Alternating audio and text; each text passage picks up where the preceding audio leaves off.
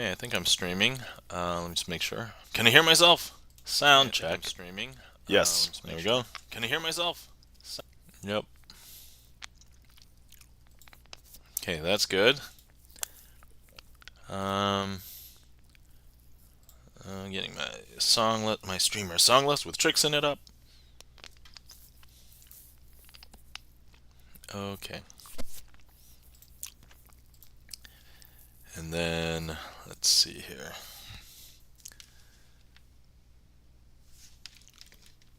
Okay, so prior to starting stream, I was rehearsing the trick that I was going to do for YouTube, and I thought I got like a really good run, and then it wasn't because when I rewatched it, I said the wrong thing. Like I swapped, you know, red and black versions of something, and I'm like, no, this was almost perfect. Also, I'm still a little sick. I'm sorry for being sick still, everybody, but that is that is life. So, um, let's see. I know everybody wants to see the deck sock, so I'm gonna go ahead and put the deck sock on while I am putting on my cheating fingers. But if we don't get anybody right away, if we don't get any requests, I may attempt to do the brand new trick. Oh no, it's really rough. I just put a cough drop in though. I was trying to do it without the cough drop, but welcome in, Chan the Magic Man. How are you doing? Oh, that's right. I'm not gonna do this yet. I'm gonna put on cheating fingers first. How are you doing, Chan? Thanks for stopping in yesterday, but also appreciate you being here today. Charlie's Beats, hello, welcome in. How are you guys doing this fine Sunday? I'm putting on my cheating fingers. Not really cheating, of course, just getting myself primed. I think this is going to be a little bit more important as the winter approaches because my fingers start to get drier.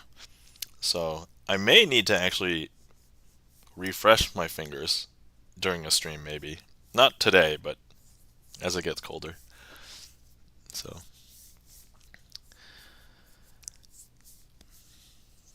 alright. But if you guys are here early, I was trying to theme a trick as Star Trek. So,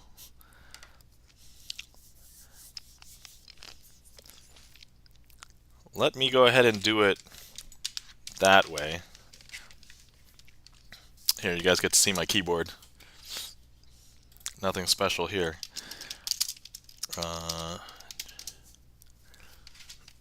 Okay. But let's see. Let's go ahead and open up the Twitch deck.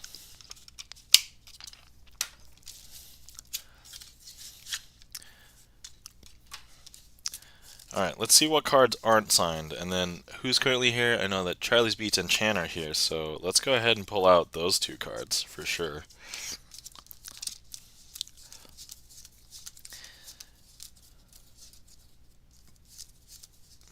But let's see, here's some unsigned ones.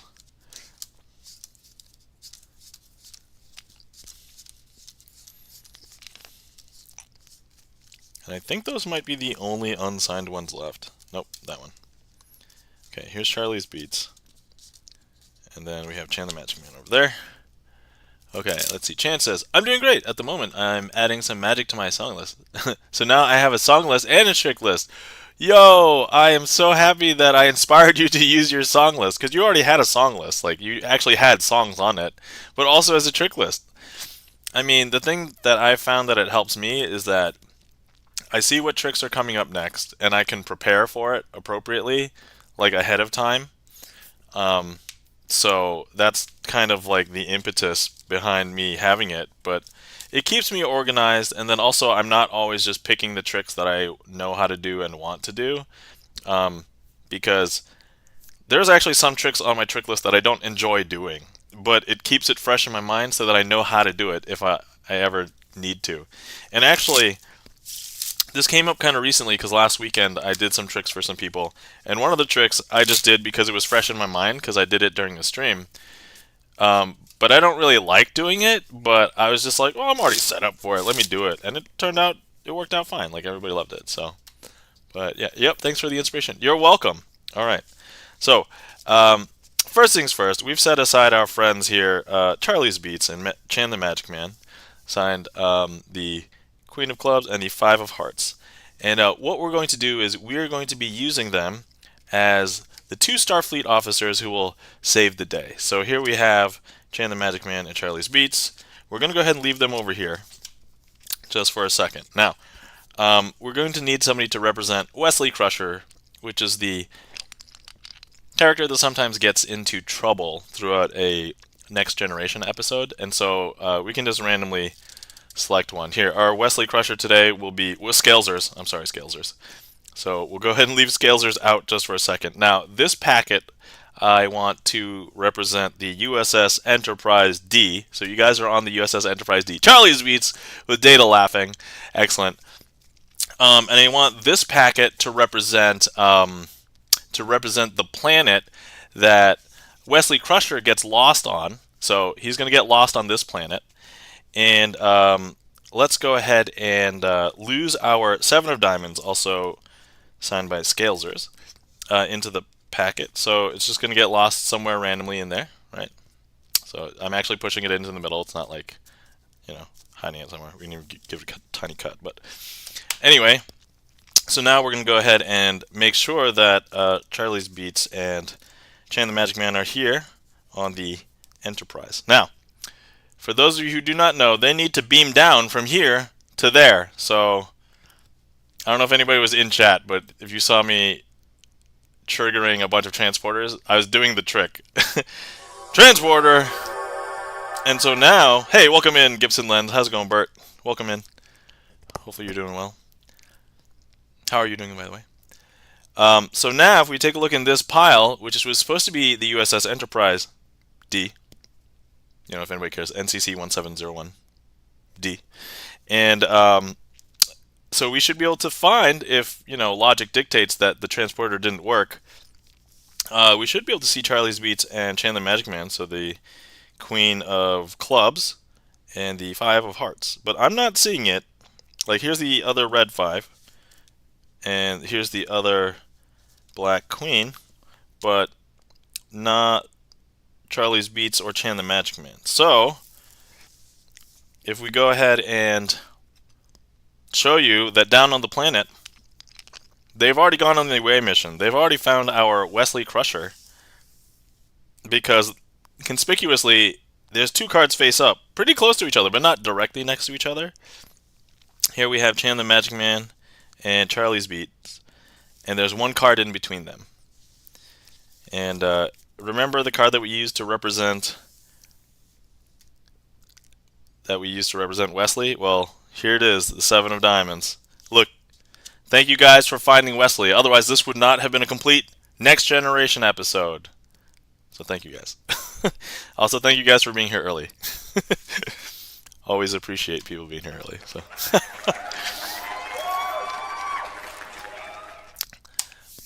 Thank you kindly for the applause and the claps. Chan the Magic Man.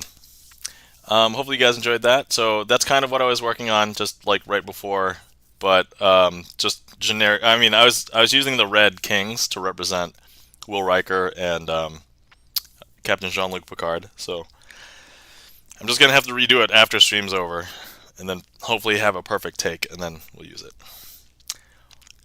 But anyway, so yeah, so that's a preview of what I'm literally working on, like right now, like as in like the last half an hour.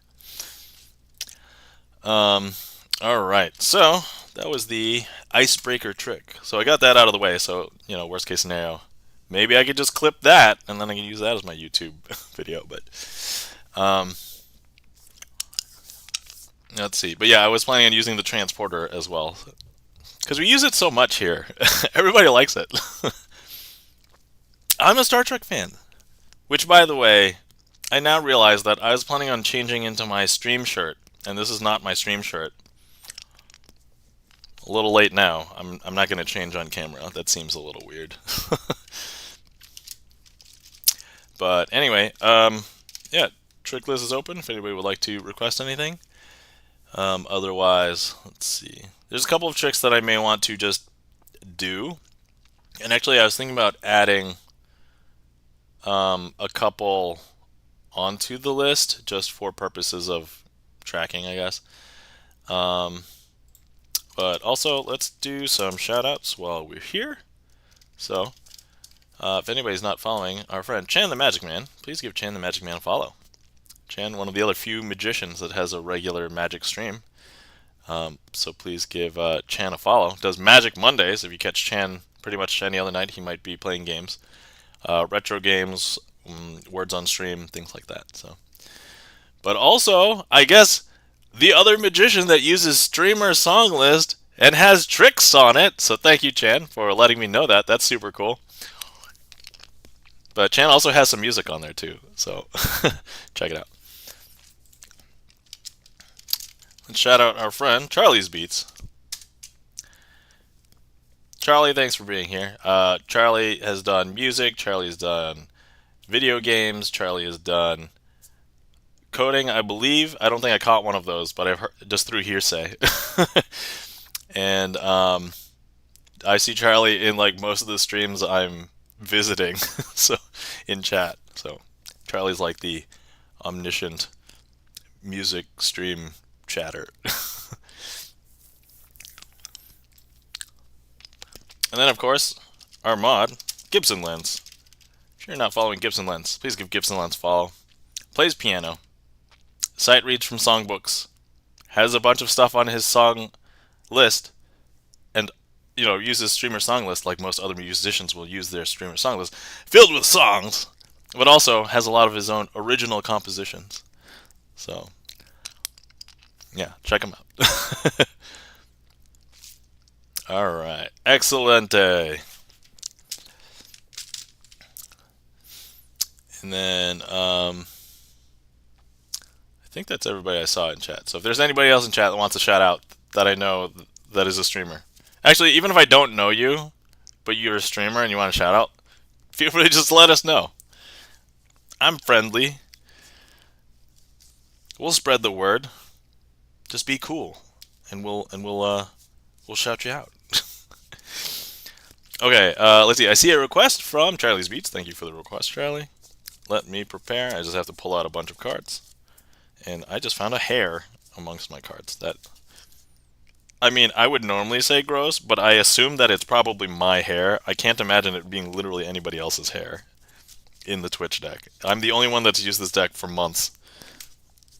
So it would be unusual if it was somebody else's hair. Highly bizarre.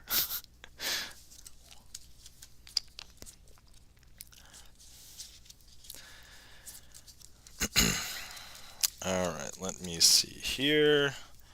Boom, boom, boom. Sorry, just prepping here.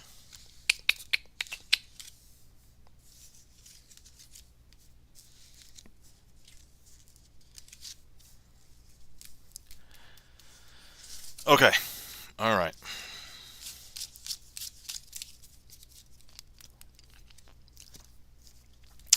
Charlie's Beats has requested Family Unit. I actually haven't done this, I think, in a bit. And I think the last time somebody requested it, if it wasn't random, then I think, Charlie, you did. So, but we have a bunch of cards here. They're all the face cards in the deck, so that's what we need. But let me see here. We can shuffle, we can cut. Let's see. If anybody wants to cut, if you were here, I would offer it to cut. But if you want to give me, if anybody in chat wants to give you a number between 1 and 12, I have 12 here, right? 2, 4, 6, 8, 10, 12.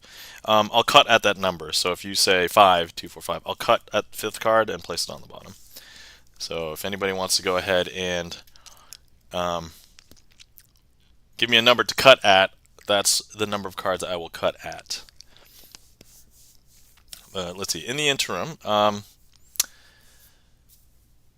we got 2 cuts. Okay, so first one we'll cut at the 3rd card, and then the next one we'll cut at the 4th card. So we'll cut there, and then I'll cut at the 4th card here, and then let's see. Does anybody else want to cut again. And we can do as many cuts as you would like, but at this point, should be mixed. Okay, we will cut here. All right, excellent. We'll cut there. Okay, anybody else would like to cut? Wow, that was a really bad spread. Hang on. There we go.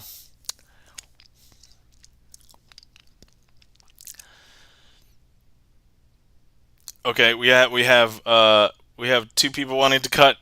Wait, here, these two. Okay, I'm gonna cut between those two right there. Okay. All right, and then okay, does anybody else want to cut? Just gonna keep on going until people are done cutting. I wonder if somebody hops in and it's like, wait, is this the entire stream? Is he just gonna cut where people? Okay, whoa. We have these. We have these two. Okay, I'm gonna cut in the middle. Oh wait. Okay, here we go. We're gonna cut. Wait. Okay, we'll cut right there in between those two. Okay. All right. Okay. Anybody want to cut? Somebody walks in and they're like, "Is this the entire stream? Is he just gonna cut where people just tell him where to cut?" Like, okay. We have this one, and this one's all the way at the end. So we're gonna go ahead and cut here, and then we're gonna cut the last one, which was this one. No, wait. The last one, which is the bottom one. So this one goes on top. Okay. All right. Would that be hilarious? That would be hilarious. I'm sorry if there's any new people. My regulars are torturing me. Blink once if you are okay. Blink twice if you are not. All right. We're going to cut the top. And then we're going to cut to the bottom. Okay, alright.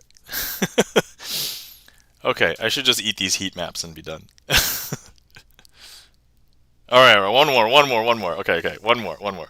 Hold on, I need to get it in between. Okay, alright, one more. Anybody want to cut? First of all, if I mess up this trick, because I've not been paying very close attention. One more, okay. Uno más. Right here? Okay. We're going to cut there one more time. Alright. Okay, that was the last cut, guys. That was the last cut. Alright. Delicious heat maps. Okay. Here we go. So, I'm going to go ahead and put these into 3 different piles down here. And we'll label them... we'll label them 1, 2, and 3. Okay. So... for the first pile you guys want me to use, which one do you want me to use? 1, 2, or 3? Hey Jimmy, welcome in.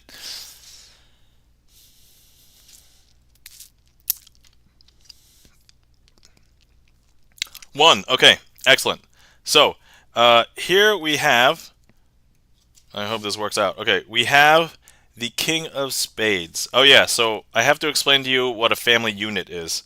So a family unit consists of the King, Queen, and Jack of the same suit, and they're all really good at finding each other. And so if that's the King of Spades, these should also be the spades.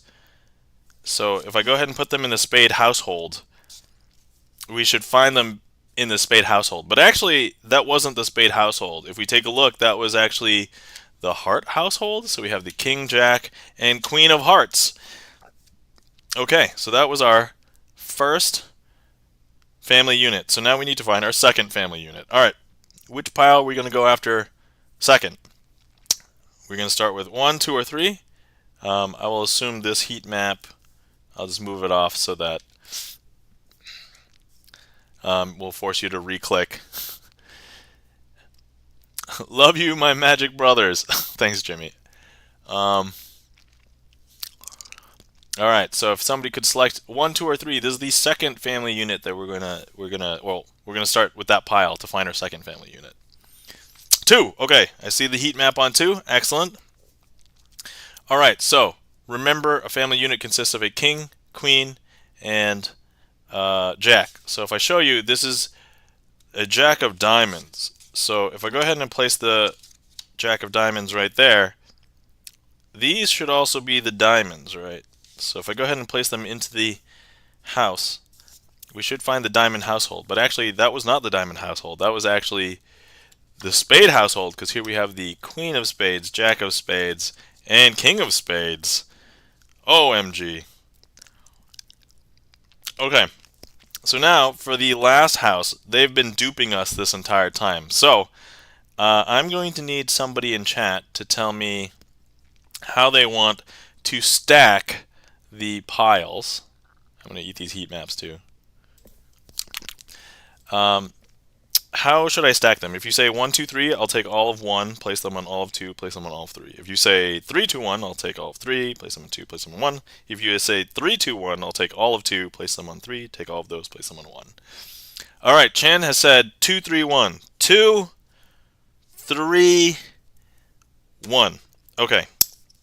So, since the the family units have been duping us the entire time, we still have the diamond and the club household. So what I want to do is force all of the cards to be in the same house next. So let's go ahead and, king of clubs. This will be the club household. So I'm going to go ahead and place that down there. And then we're going to go ahead and place the queen of clubs. We see you. Also signed by Chan the Magic Man. Place that right there. And then finally we're going to be finding the jack of clubs and place that right there. So we're going to go ahead and put these into the clubhouse. And actually we find out that this is not the clubhouse at all. This is actually the diamond household. Because if we take a look, it's all the diamond household stuff. So this family unit is indeed the queen of diamonds, the king of diamonds, and the jack of diamonds. And then of course this must be the clubhouse. We didn't know it was the clubhouse until we investigated all of the other houses. But here we are. It is the queen of clubs, the jack of clubs, and of course, the king of clubs. And that, my friends, is family unit. Welcome in, Ricky Charms. How's it going? We found the clubhouse. I know, right? It's so fun. It's so fun. If you don't find the clubhouse, where are you going? I mean, I suppose if you go into the Heart household, you could claim that it is the Love Shack. So Love Shack, Clubhouse, and then what's the Spade household? What could we call that? The Diamond household, could we call that like the hoity-toity, fancy schmancy place? The Diamond Mine? Okay, yeah. Oh wait. Maybe we could call the clubhouse the dungeon, right? Sorry, not the club. The Spade household, the dungeon. The Tool Shed. Oh, that's a good one too. All right. And that was family unit. All right. Cool. Thank you for the request, Charlie's Beats. Greatly appreciate it.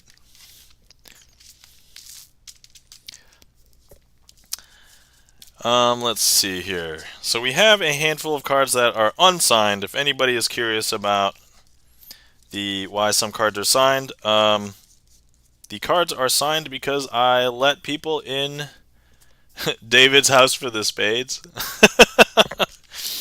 Oh, I get that. If anybody didn't know, I guess if there's younger people in the crowd, David Spade is a celebrity. Was a celebrity. Let's see. So if anybody wants to sign a card, there's not that many cards left in this deck. So if anybody wants to sign one. Also, if Hack Our Man ends up coming back in chat, you also get to sign a card because you had subbed during one of my video game streams, Sea of Stars, and you were one of the few people that hadn't already signed a card. So, let's see.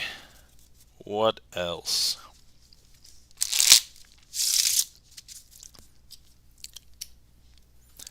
I see the request for Jazz Aces. Thank you, Chan the Magic Man, for requesting Jazz Aces. Ricky Charms, thank you for the Prime Gaming sub. You also get to sign a card. Let me jump over to here, and let me pull out the ones that are not signed yet. I think we have less than 10, so hang tight. I think they're mostly like 8s and 9s and 10s. Actually, there's one face card left, and it's that. But let me see what all your choices are, and then you get to pick. And I'll write Ricky Charms right on it. So thank you so much for the sub, Ricky Charms. Greatly appreciate it.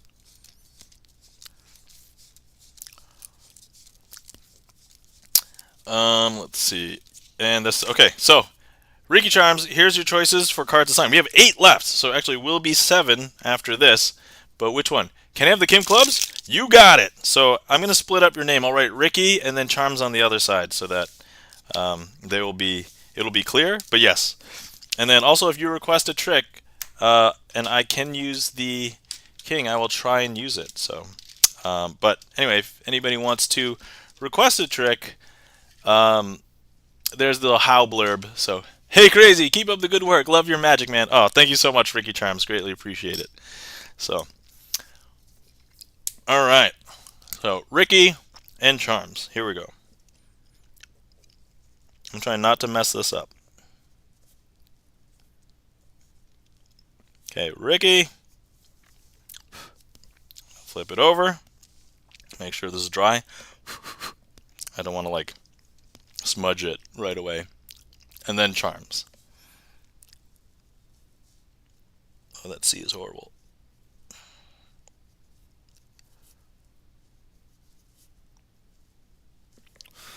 Okay. Ricky Charms, thank you so much for the support. Greatly appreciate it. Here we have the King of Clubs, signed by Ricky. Oh, hold on. Wait, focus. Come on, focus. Okay, Ricky Charms. All right. Actually, this next trick we're going to need a set of face cards, and so it will require the aces, and we can use all the kings, so that's not a problem. So we'll use it for this trick. King. And I'm looking for the 2 black aces. Aces. Okay.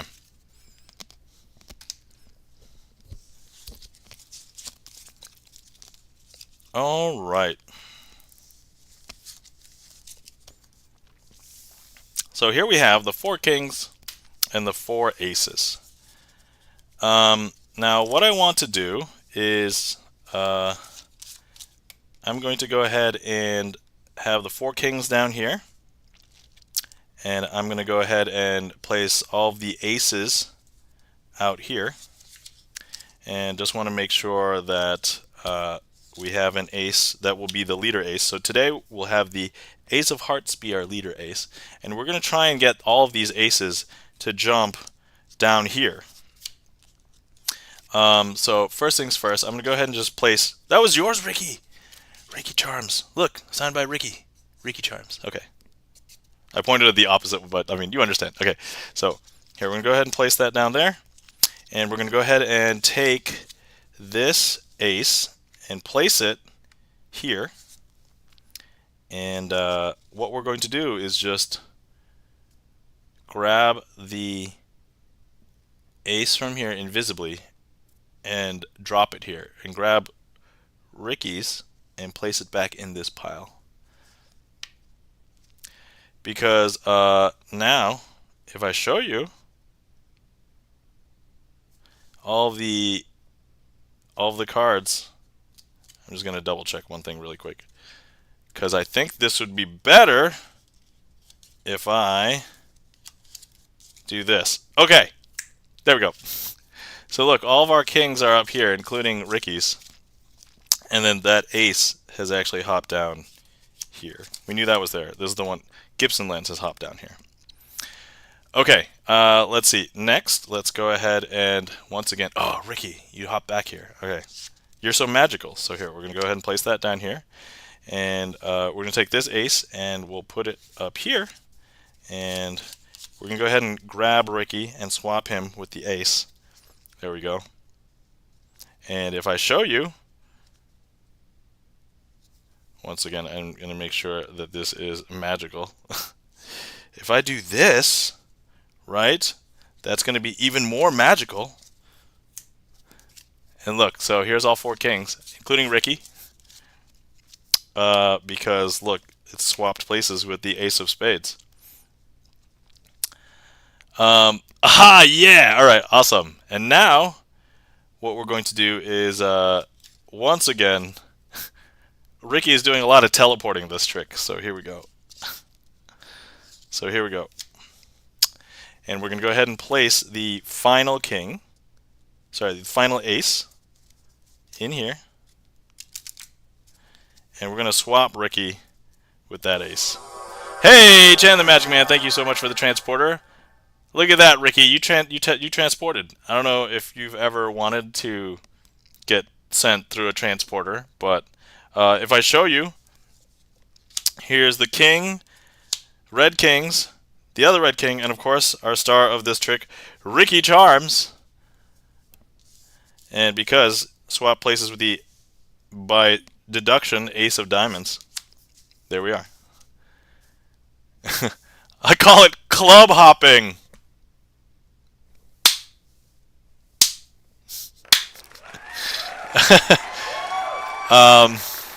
We're going to give Ricky Charms a dad joke increment here. There you go. It would. I mean, I said it verbally, but that that, my friends. Well done. Thank you so much for the claps and the applause. Jimmy Kaner, Chan the Magic Man, the Rusty Panda. Welcome in. How's it going, the Rusty Panda? And thank you so much for the emotes, Ricky Charms. Hopefully you enjoyed that trick. And thank you so much for signing the King of Clubs. And then Ryan B, welcome in. How's it going? Look at that spinning pogs. Ah! I mean, I just assume that's the sound it's making. I have no idea. Charlie's Beats with the face palm ready. There we go. Thank you so much for the claps, Jimmy and Ricky. All right, excellent. So, Chan the Magic Man, thank you so much for the gift sub. Oh my God, Chan, thank you so much. You didn't have to. Greatly appreciate it. And that was to Ryan B 44. Thank you so much for giving Ryan B a gift sub. Ryan B, feel free to enjoy the emotes. The ones that I love the most are Glorious, the Deck Sock, and LOL. Charlie's Beats, thank you for giving a gift sub to Jimmy.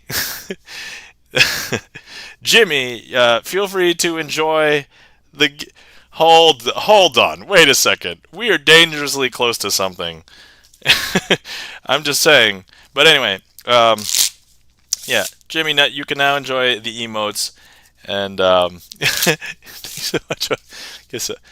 And also, this is a good time to mention. So TwitchCon is less than 2 weeks away, and my mods, Gibson Lens, the Rusty Panda, and I will be presenting a magic workshop where we are going to be telling people about Magic Twitch, and I'm going to be teaching people some magic tricks so that they can be inspired to perform some magic on their stream, so that one day we can increase the size of Magic Twitch. So that is the hope. That is the dream. And worst case scenario, hopefully I'll just get some more followers that are also streamers, and they'll mention me.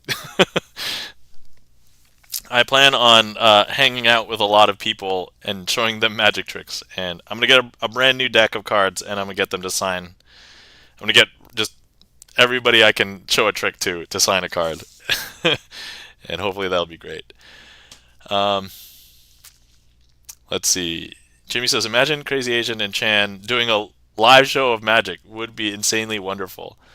So long story short, I mean, if you want to see interactive magic with multiple people, I believe InfoXR has done it. So if you're not following InfoXR, we consider him the godfather of Magic Twitch, because he's been doing this for a while. He also has people on his stream, and if anybody wants to go on his stream, you can.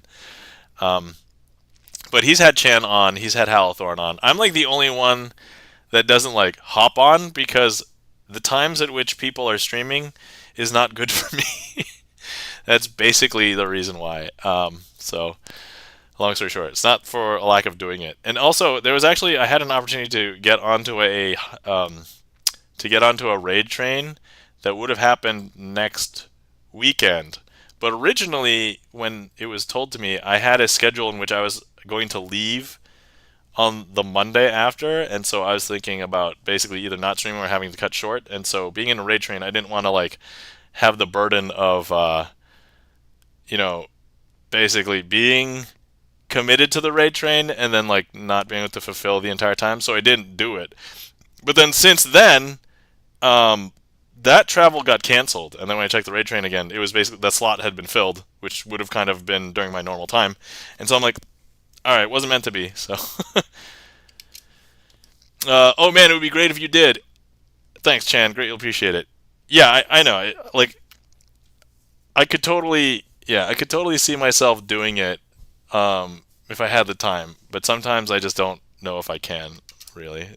So, but yeah, that's the situation. So it kind of sucks, but you know what? I mean, there are things that I've prioritized in my life first, and that's being a dad. So that's, and you know, my kid's 2, and if she moves away to college when she's 18 and doesn't come back to visit, I mean, that's maybe only 16 more Christmases. So you know, I gotta enjoy all of them.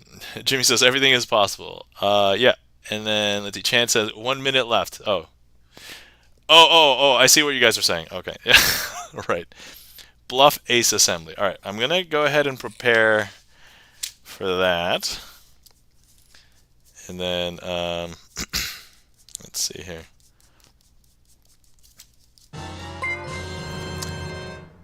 An anonymous gifter has gifted Meow2 a gift sub. Thank you, anonymous gifter. And you know what that means? We are hype train time. And if you didn't know, hype trains, we are going to try and do as many magic tricks as fast as we can.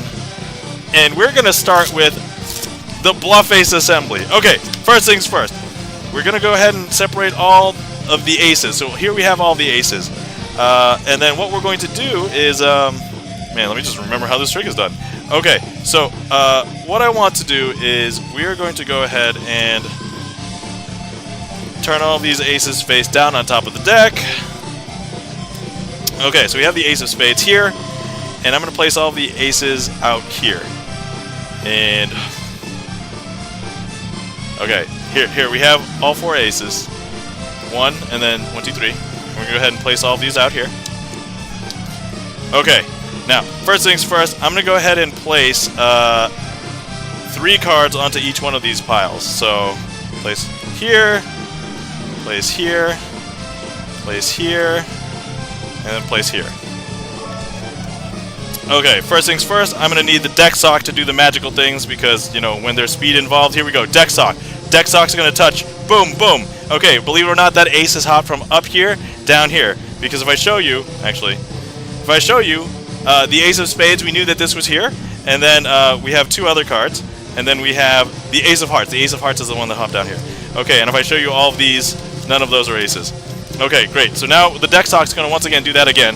1, 2, 1, 2. Okay, look. So now there's no aces up here, because if I show you, none of those are aces. And if I show you down here, so we have 1, and then we knew the ace of hearts was here, and then of course the ace of clubs is here. Alright? And so finally we have the last pile. Let me just go ahead and deck sock touch, because the deck sock's magic is way faster than my magic. And if I show you now, we have the ace of diamonds, ace of clubs, ace of hearts, and of course the ace of spades. Now here's the thing, some of you may suspect that there's some sleight of hand afoot, because you know, you're watching Sleight of Hand Sunday magic stream, and of course we're in a hype train, so I have to do this as fast as possible. So if you were here, I would actually ask you, I'm going to go ahead and place the ace of spades into this pile here, and if you were here, you could place your hand on top of this pile. Because you're not here, I'm going to go ahead and place my mouse there. This is actually the mouse that's controlling the mouse that's on screen right now. But, believe it or not, I'm going to go ahead and have the deck sock grab that ace of spades from the pile underneath your hand, my mouse, and move it up here, because look, watch. 1, 2, 3. I don't know if you saw it, but here it is. There's the ace of spades, because here's the ace of diamonds, ace of hearts, ace of clubs, and ace of spades. And here we have, there are actually no aces, because they're all here. Okay, alright, woo! So, we have the 4 aces, and we should do something while they're here. Okay, so, first things first, this particular trick is a little bit interesting, because if I go ahead and I grab all 4 aces, and what I want to do is do something interesting. If I go ahead and I hold the packet with aces that are face down, one of them will turn face up if I just shake it, just like this. So if I go ahead and I shake it, I hold the pack, give it a shake. Here we go. 1, 2, 3, 4. Okay, but this ace, you see it, how it is face up? Okay, we're going to go ahead and turn that face down, and all the cards are now face down. But look, if I hold the pack and I give it a shake, that's actually going to turn one of them face up. See, look, that's going to turn up the ace of clubs. Here, once again, I'll show you all cards face down. And we're going to go ahead and just hold the packet, give it a shake. That's actually going to turn up one of the aces. Because, look, if I show you, there it is. Ace of diamonds. Now, some people are thinking, oh, okay, well, there's only one more ace left. Yes, you're right. So here, I'll show you once again. All of the cards are face down. Right? But if I hold the packet and give it a shake, all of the cards are now still face down, except for the one ace that turned itself face up, because look. Ace of spades. Now, some people believe that, you know, there's something magical and mystical with these aces, but if you were here, I mean, look. This is how I would explain it to you. This is how you take 1, 2, 3, 4 aces, hold the packet, give it a shake, and then something magical happens because, look, we're going to do something different. One additional thing. Thank you so much for the bits, whoever that was. Ryan B, thank you so much for the bits. I'm going to go ahead and show you that all of the cards are face down here. But if I go ahead and I take the aces and I cut them into the middle of the deck, like so, and all I have to do is hold the packet, hold the deck, and shake it vigorously. Rah, rah, rah, rah, rah. I don't know why vigorously translates to rah, rah, rah, rah, rah, rah, rah. But we're already level 2. Level 2. Thank you so much for level 2, guys. And if I spread, you'll see that all the aces are now face up. It's because I went vigorously. And here we are. They're now all face up. Okay. All right. Let's see. We have 30 minutes. Or sorry, 30 seconds left. 30-ish seconds left. Okay. All right. So here we go. I'm going to use these, and we're going to need a card selected. Let's make it a face card so it's very evidently different. You know what? Ricky Charms signed a card earlier, so let's use Ricky Charms' card. Okay. So first order of business.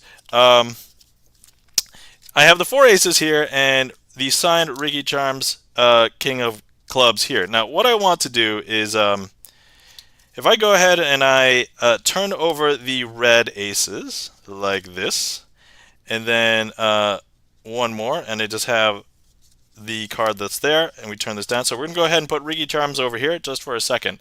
And then what we're going to do is, I just want to show you that we're going to be placing the 2 black aces over here. I'm going to grab the Ricky Charms card, and let me see here, 1, 2, 3. So I'm going to place that amongst the red aces, and all I have to do is clap.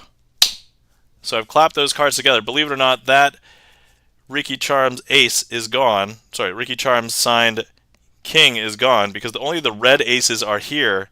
And actually, if you take a look and I show you, Ricky Charms has transported from here to there.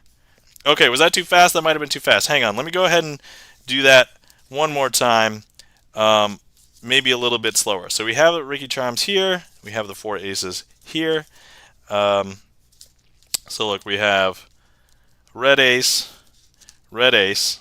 Last time I turned this face down. Let's keep this one face up this time.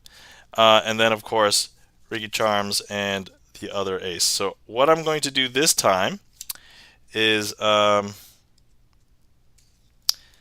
going to go ahead and place Ricky Charms in between the 2 black aces. And once again, we're going to clap on the red aces here. And actually, the 2 red aces becomes just the 1 card, because that 1 card is our friend Ricky Charms, the King of Clubs. Now, you're probably wondering where the red ace is, because there's only 1 card in between the black aces.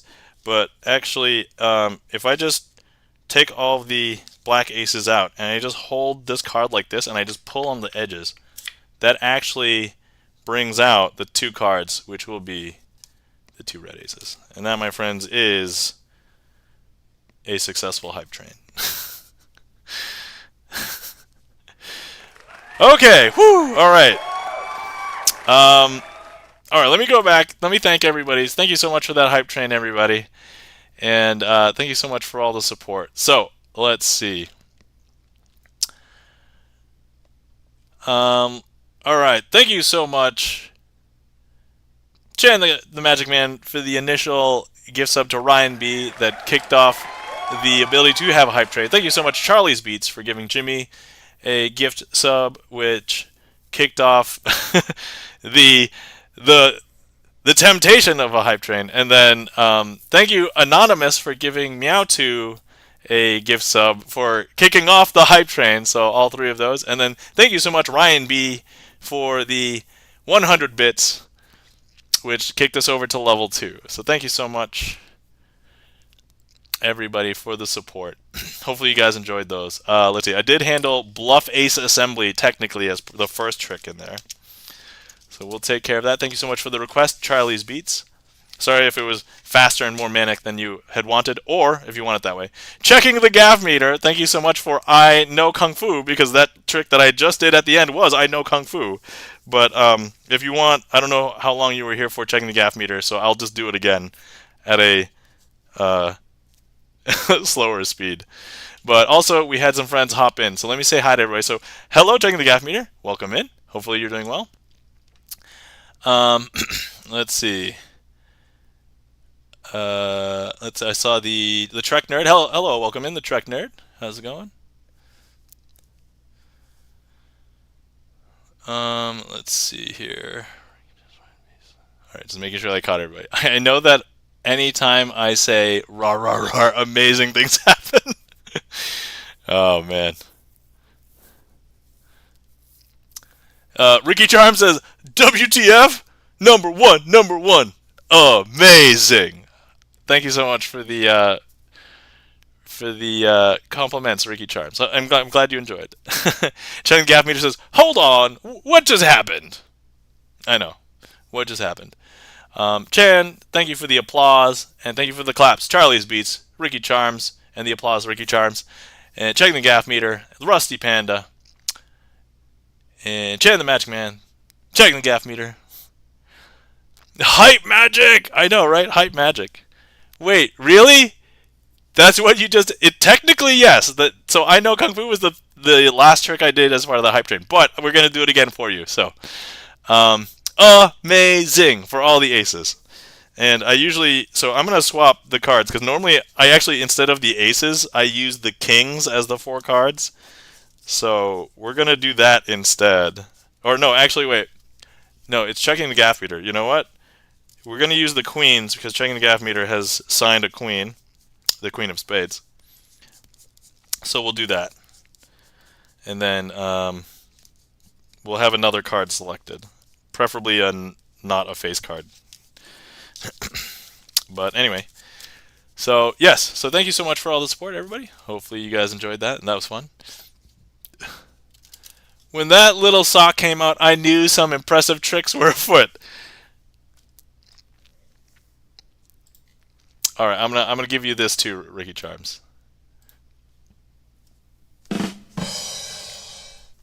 There you go. If you guys didn't pick up on the pun, there you go. Oh yeah, so if anybody didn't know, as part of the stream, sometimes when I have this bit with the sock, and so everybody, if you haven't met the deck sock, this is the deck sock. So hello, deck sock. Hello, everybody. The deck sock is the true magical talent of this stream. And I don't really know much. Everything that is magical that happens is actually the deck sock. And so that, my friends, is, yeah. So that's the deal. So if you guys have heard of Penn and Teller, I would be more like Penn, the one that talks all the time, and then the sock would be more like Teller, doing all the magic. So that's the deck sock. But yeah, also the deck sock has saved me a couple of times from, messing up.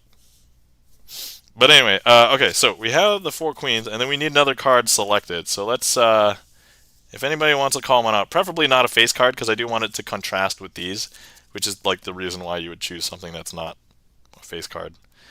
But if you want to call it out, or if you want to heat map it, okay, maybe I should just spread it better.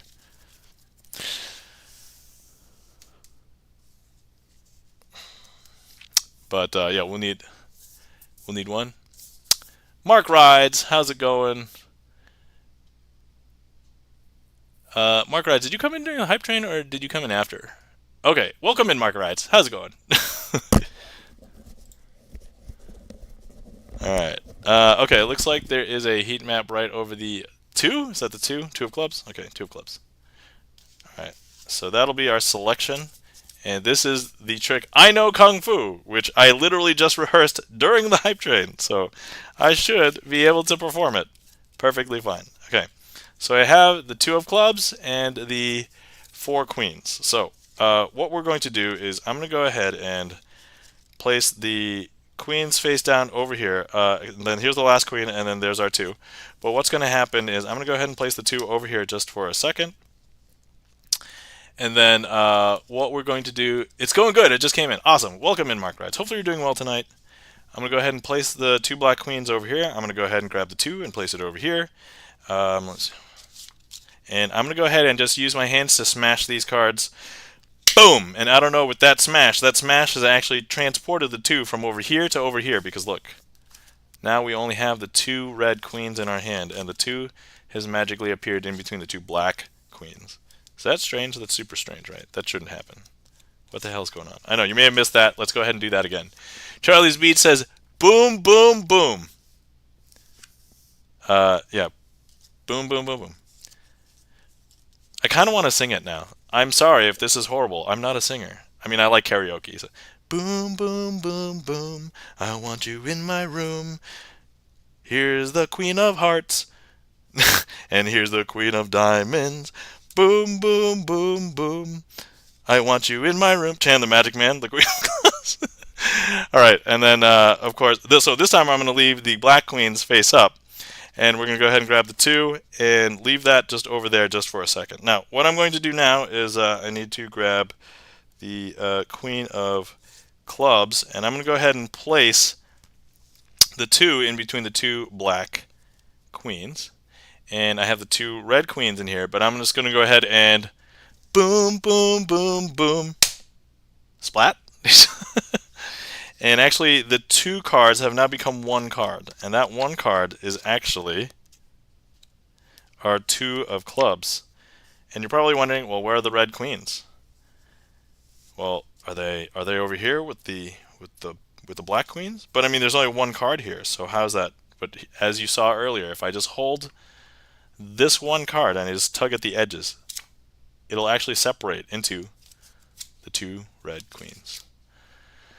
And that, my friends, is I know Kung Fu.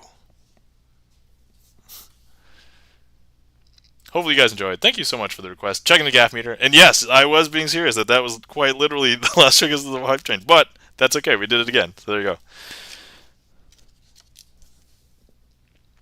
And your queen was in there.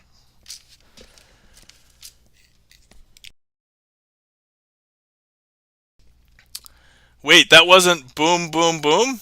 No, I was literally reading Charlie's Beats emote. So if you look at a few lines up, Charlie's Beats does the boom, boom, boom from Rob Kovac's stream. And I just read that, and then I just started singing.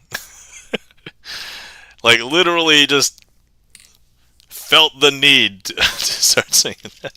Anyway, thank you so much for the request, checking the gaff meter. And yeah, no, that wasn't boom.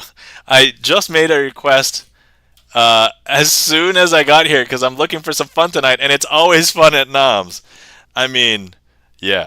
Okay, so fun story. If you guys like rhythm games, I've recently come into custody of a U-Beat machine that is now residing in my house.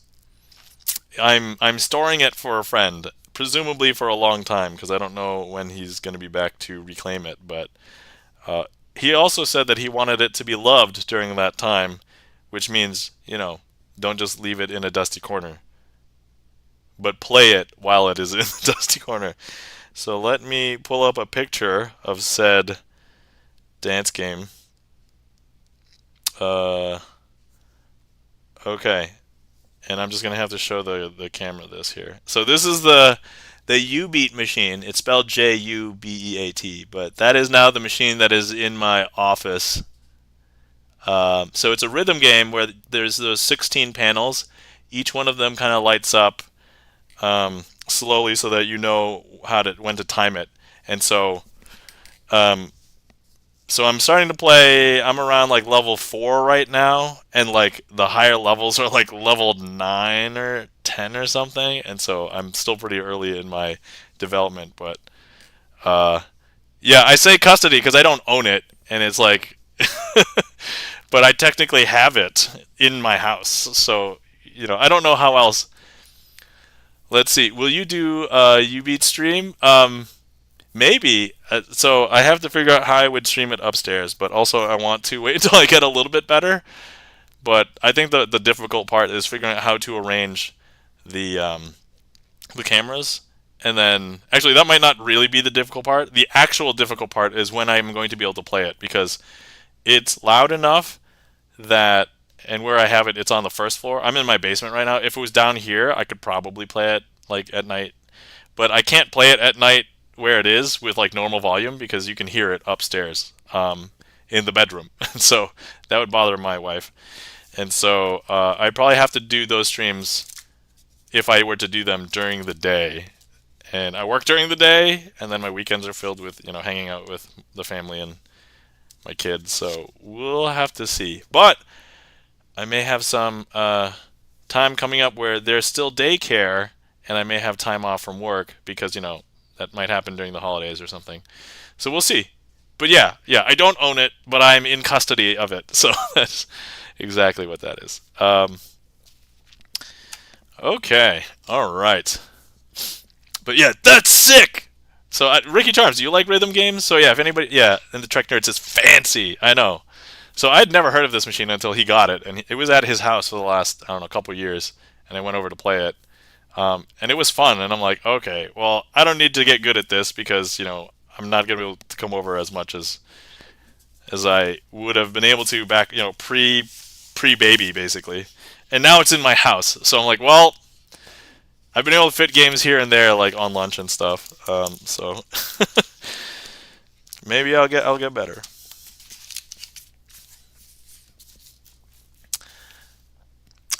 And also, if you would please make this football contest disappear off my TV, that would be amazing. Football contest? What is this? Is this like is this like sports ball? Is this the typical organized sports ball with like a pigskin ball that is not actually round? Or is it like football, like what we would call soccer? um, let's see. All right, so we have another request from Mark Rides. Thank you so much for the request, Mark Rides. So if anybody didn't know, I performed this trick on stream a long time ago. Mark Rides happened to be here, and I didn't add it to my trick list. And then not too long ago, Mark Rides requested it, and it was not on the trick list, but he remembered it, and I was like, there's no reason for me not to put this on the trick list, so I just put it on the trick list. And now, let's see, the not soccer football. Ah, okay, gotcha. Okay, I just have to remember one thing. Boom, boom, boom. Okay, all right, do that, do this. Okay, there we go. Also, a reminder, if anybody's been sitting around for a while and you have not hydrated for a bit, please hydrate. Also, random update on Sea of Stars. If anybody didn't realize, I had a Sea of Stars stream last night, and I basically got true ending and beat the game again, and got all the extras. Not all the extras, but like all the tangible extras that were like meaningful, and I got the Easter egg, and so I'm probably not going to be playing Sea of Stars anymore because I beat it. Like beat it. Like Michael Jackson beat it, Sea of Stars. And then you played trivia. I know. I mean, I played trivia before getting to that point. So yes, I did play a lot of trivia. So hey, congrats! You got all the. I got all the things. Yes, there's some minor things left as far as like achievements, but I don't know if there's any more content in the game really to meaningfully share on stream. So, all right, here we go. So, I have a packet of. Oh, wait. There's a heat map here. Actually, wait. I'm gonna use Where's that heat map? Right here? Okay, okay, alright. I'm gonna have to remember. Okay. I'm gonna use that. Don't move it. Whoever put it there. Leave it. Okay. Okay, so this packet of cards is not just a packet of cards. This packet of cards is a spaceship. And the spaceship holds 4 of our, well, we'll call them heroes now, but they're 4 scientists. And they're going up into outer space to explore things such as anomalies. And on that ship, we have Reed Richards, Sue Storm, Johnny Storm, and Ben Grimm. And you may know them as the Fantastic Four. Reed Richards, Sue Richards, Ben Grimm. What?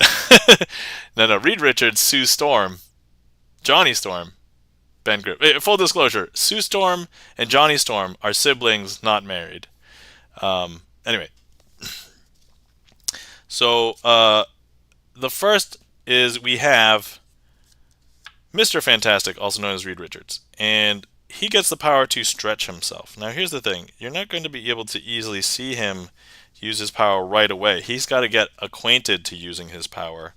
And so what's going to happen is he's going to go ahead and stretch himself just quite a bit. All right, and so here, if I just go ahead and I just pull on both sides of him like this, you're going to see that the 2 of clubs representing Mr. Fantastic, he's able to stretch himself just a little bit, and a little bit, to be way stretchier than your typical person, or in this case card. And you see how far he can stretch? He's pretty stretchy. And after a while he can hold his shape, like, you know, so he can, but he's not like able to hold it quite yet, so he's gonna have to like come back down. And that, my friends, is the power that Reed Richards gets, and now he's known as Mr. Fantastic. Okay, next we have Sue Storm. Actually, I said I was going to use this. This is the anomaly that they fly through. Okay, there we go. That's what I wanted to do with it. But anyway, next we have Sue Storm, represented by the Queen of Hearts. And Sue Storm gets the power to become invisible. Huh. Well, that didn't really do anything. She doesn't want to become invisible unless she wants to become invisible. She's super stubborn and she controls everything. So she'll only become invisible when she wants to become invisible. And, you know, you won't be able to see her exactly. You might be able to see like shadows of her, but look, if I want her to come back, I can't tell her when to come back. She's just still like this until she wants to come back. So anyway, here, she'll come back when she wants to come back. There she is. Okay. Next up, we have Ben Grimm, the Thing, represented by the 8 of Diamonds. Now, if you are just any old Joe Schmo, represented by this Joker, and you can see how like bent this Joker is, I demonstrate. So this Joker cannot hold my phone, and so look, it's very flimsy. Hold on, I'll make sure that that's off, just in case there's anything sensitive. I imagine that there isn't, but just in case. But if we have Ben Grimm with the strength that he has now acquired, becoming the Thing, he can hold the phone, no problem. Look at how strong he is. Look, we can even bounce up and down. And you know, the Thing's all about bouncing up and down. I'm sorry for anybody who's actually into comic books and understands the romantic plight of Ben Grimm. I'm sorry if that was offensive, but in my mind, that was super funny just now. So, oh man. I thought this Joker didn't drink his milk or eat his Wheaties, but Ben Grimm did. Heck yeah. Alright, Giga Chad. Hey, welcome in, I'm Uni. How's it going? Just in time for this good trick. Okay, so look.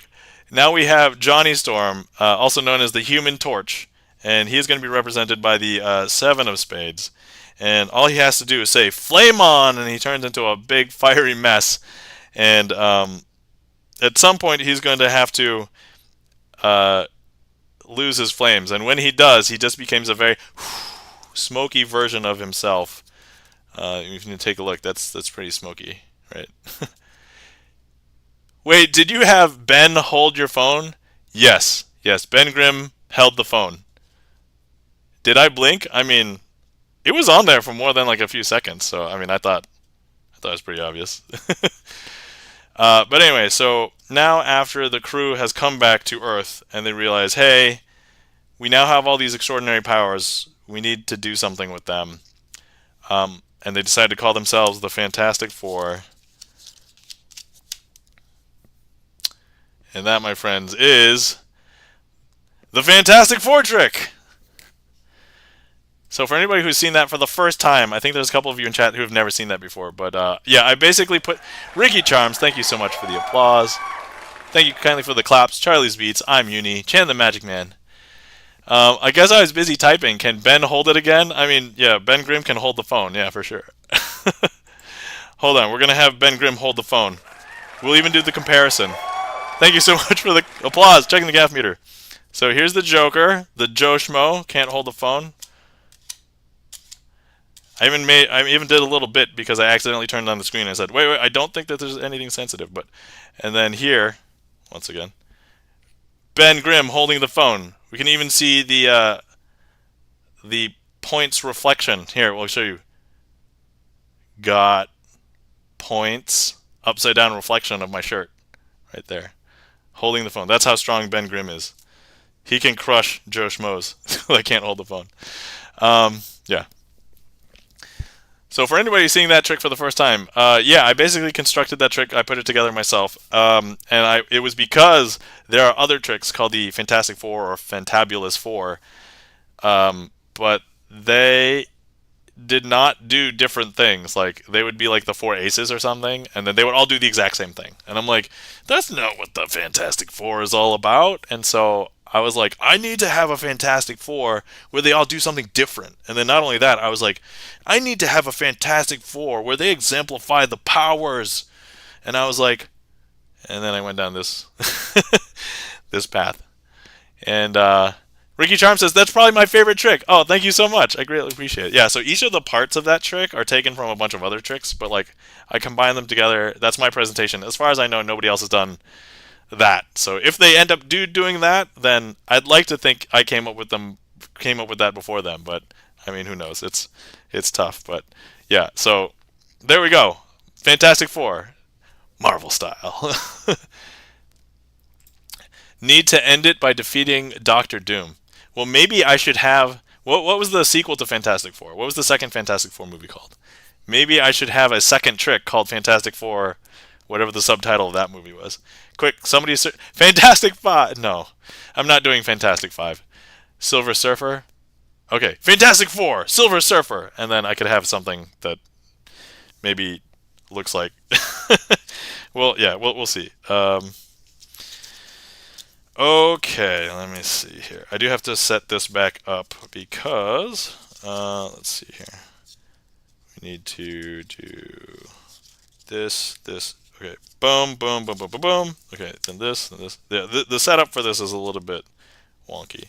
So, but if I make sure that it's perfect every time, then I can pull out the.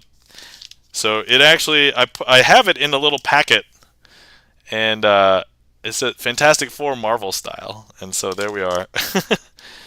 So I put it into this little packet, and then I'm ready to go.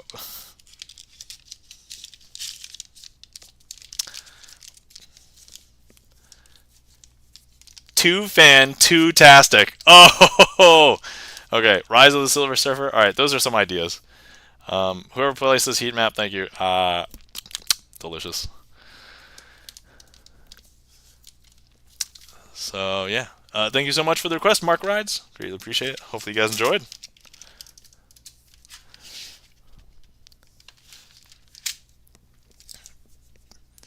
Okay, revolver fully loaded. All right, hang tight. This is going to take a second to pull some cards because this is the fully loaded, so 6-card version. Okay. But anyway, yeah, that trick, I'm proud of that trick.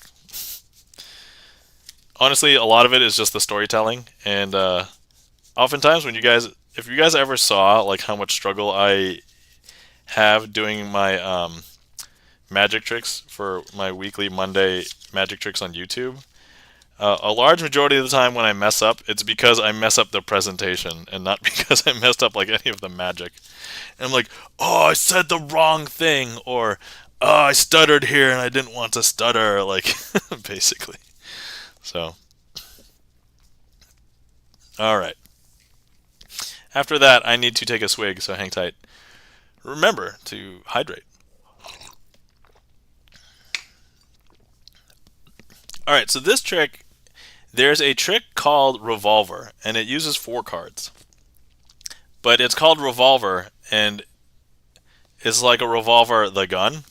And so I was like, but those guns have 6 bullet chambers. So I'm like, shouldn't there be one with 6?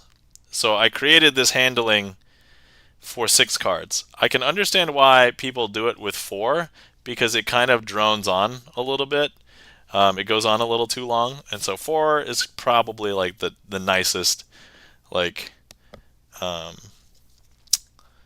guess, length for the trick. So this is going to be a little bit longer, slightly more repetitive, but I think magicians would probably appreciate this more than lay people, because they'll just think it's a little bit more. They might be able to appreciate the handling of the magicians, but then like regular people, for those of you who don't perform magic, will probably not think it's that much different from the 4-card version. But it's a little bit more, I guess. There's this word in magic that we use, and we say knacky. It's not so much like when you handle cards, there's something weird about the feeling of it, but I would say that the handling of this is probably a little knacky if you're compared to doing card magic and stuff. So anyway, here we go. Revolver fully loaded. So first things first, this is going to use 6 cards. We have the ace, the 2, the 3, the 4, the 5, and the 6 of spades. Now, what we're going to do is we're going to represent each one of these bullet shots from the revolver with a bang. So, for the first one, we're going to say bang, and that's going to flip our ace over, because that's the first bullet that was shot. So here we have our 5, our 4, our 3, our 2, our 6, and our ace has turned itself face over. Now we're going to go ahead and we're going to shoot our second bullet. So the ace will turn itself face up, and then the 2 will turn itself face down. So here we go. Bang! And here we have our 5, 4, 3, 6, and there's the ace. So the 2 is now face down. Now we're going to go ahead and fire our third bullet. Bang! So here's our 5 and 4 and 6 and ace and 2, and the 3 is now face down. And then we are going to go ahead and shoot our fourth bullet. Bang!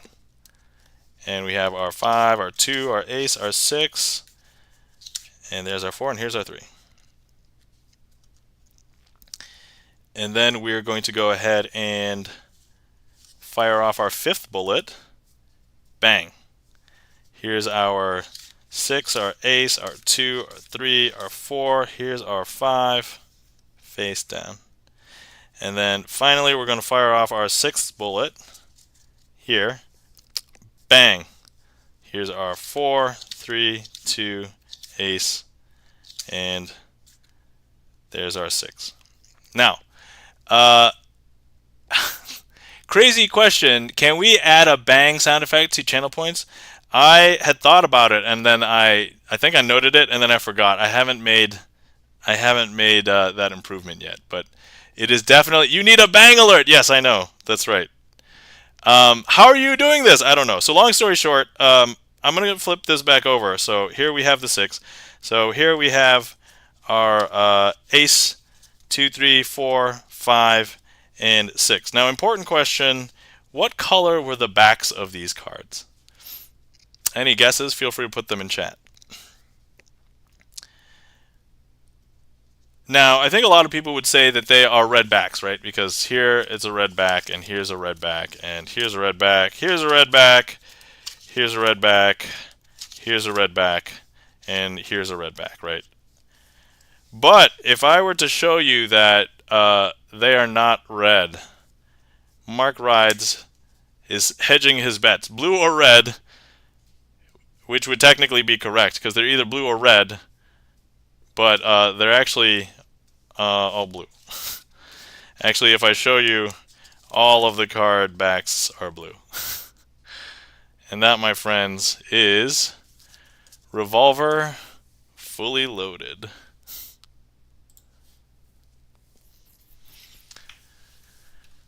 Okay, all right. I'm gonna reach for this heat map right here. Ah.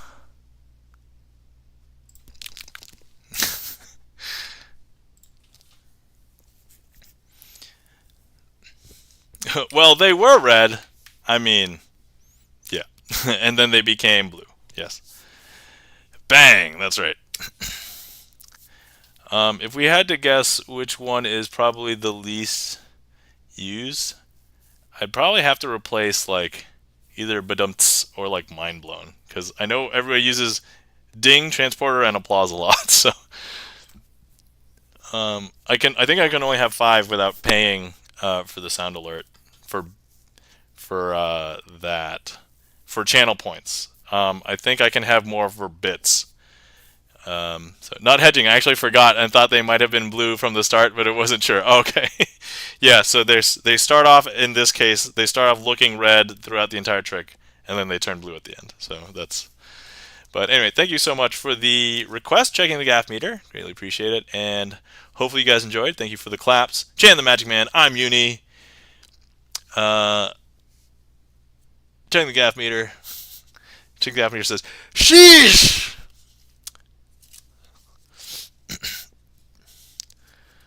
All right.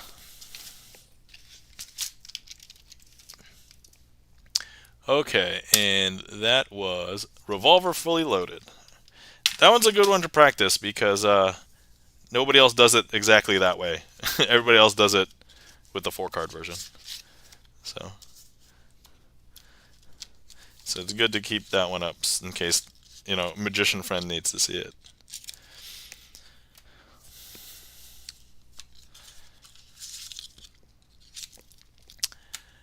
But yeah, I think if you watch that one, so I move at a pretty brisk pace because I want to make up the difference for it being a longer trick versus the shorter trick with the 4-card version. That's number one. And then number two, the fact that I move quickly, I think you do try and sometimes get that reaction that I think checking the gaff meter is, how are you doing this? Because it's happening so fast. It's like if there was some shenanigans, I would have to either calculate something or do something because if it's the magician having to handle stuff and you have to figure out which card has to turn over, right? And so that would be the impetus for going quick. So it's either, oh my god, he's just naturally showing me all the cards, or I know exactly what to do ahead of time, which you can probably guess what the actual reason was. But it looks like the Rusty Panda has requested a trick. Oh, a random trick. Excellent. Thank you kindly for the request, the Rusty Panda. You've requested Dazed. Dazed is one of my favorite tricks, and a lot of you guys who've been around at the end of stream know I do sometimes like to close with this one. So this is a wonderful, wonderful trick, and I enjoy it. So the original trick, actually, let me perform it, and then I'll tell you a little tidbit about this trick that when I perform it, I do something, a little bonus, basically.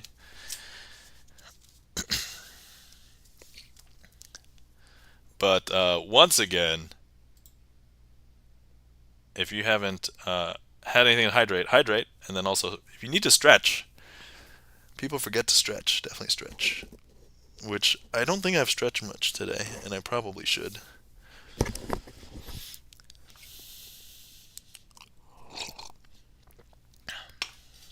Okay.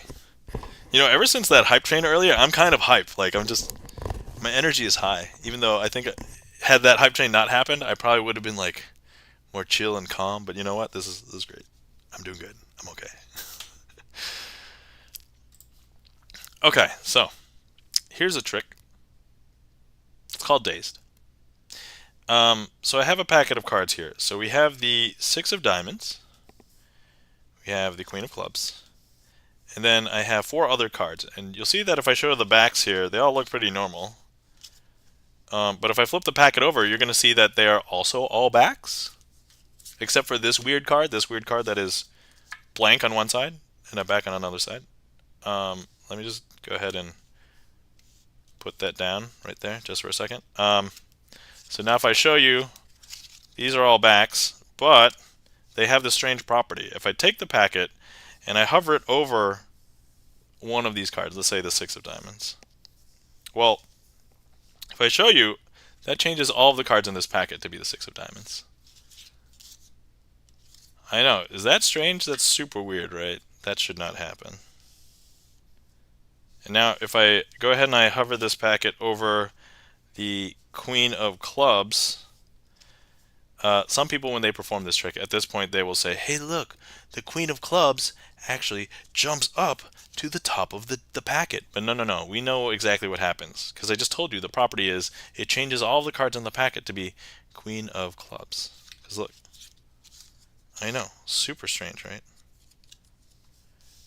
But now we have this very strange card right here. We have this blank on one side and a normal back on another side. But all these are queens right now, so...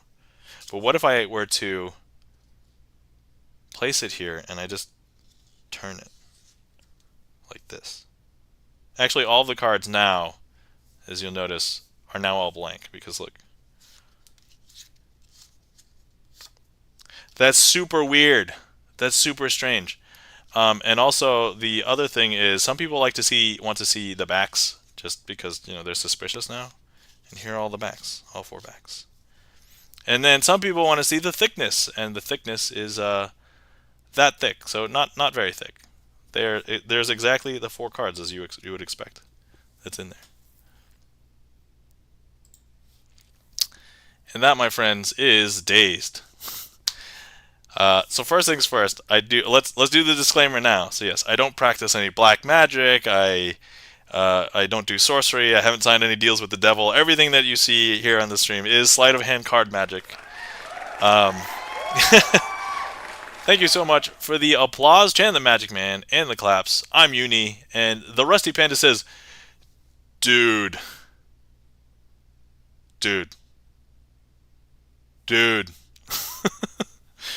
That's what the Rusty Panda says. But yeah, so the normal course of that trick, you basically see it exactly as you see it, except at the very end, they usually stop once they show the faces of all the blank cards. But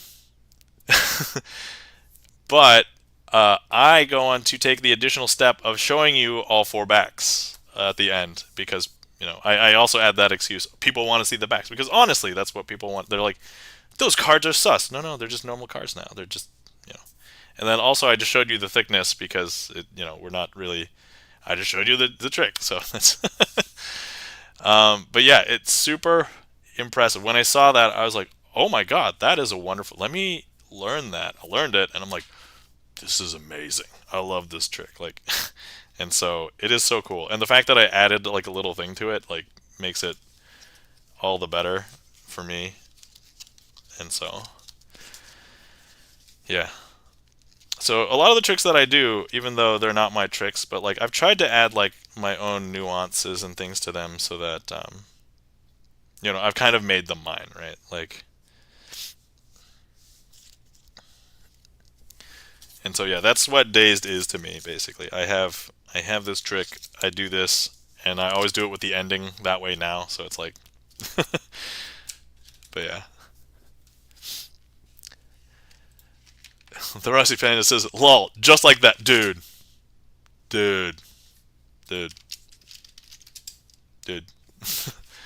Has anybody seen Dude, Where's My Car? Dude, what's mine say? Sweet, what about mine? And those are like tattoos that the other guy got, and they don't realize that they are literally reading the words off of their back as they're saying it, but they're just saying it in a context that they assume that it's just them talking about their tattoos and not what their tattoos say. Dude, what does mine say? Sweet, what about mine? Dude, what does mine say? It's stupid, but I laughed, and it was like it came out around the time in which I would watch those kinds of movies. I also worked at the video store back then, so it was free rental. So you know. All right. So thank you for the request, the Rusty Panda. Greatly appreciate it. Hopefully you enjoyed that. Next we have the Devil's Elevators, requested by I'm Uni. Excellent. Thank you so much for the request. Let me go ahead and find Mark Rides. Thank you so much for the gift sub to I'm Uni. Thank you so much. Greatly appreciate it. I'm Uni. You can enjoy the emotes, one of which you helped create. So if anybody didn't know, I'm Uni created the LOL emote for me. And actually, I think if you click over it, you should be able to see it attributed to I'm Uni. Right? Yep, artist. Yep, there we go. So there you go. But yeah, thank you so much, Mark Wrights, for the gift sub to I'm Uni. Oh, what am I doing? I can even do the setup on this one, like open. It's fine. So let's use the hearts because I already found two of them. I need the 5 of hearts, and then we'll use the black 6 and 9.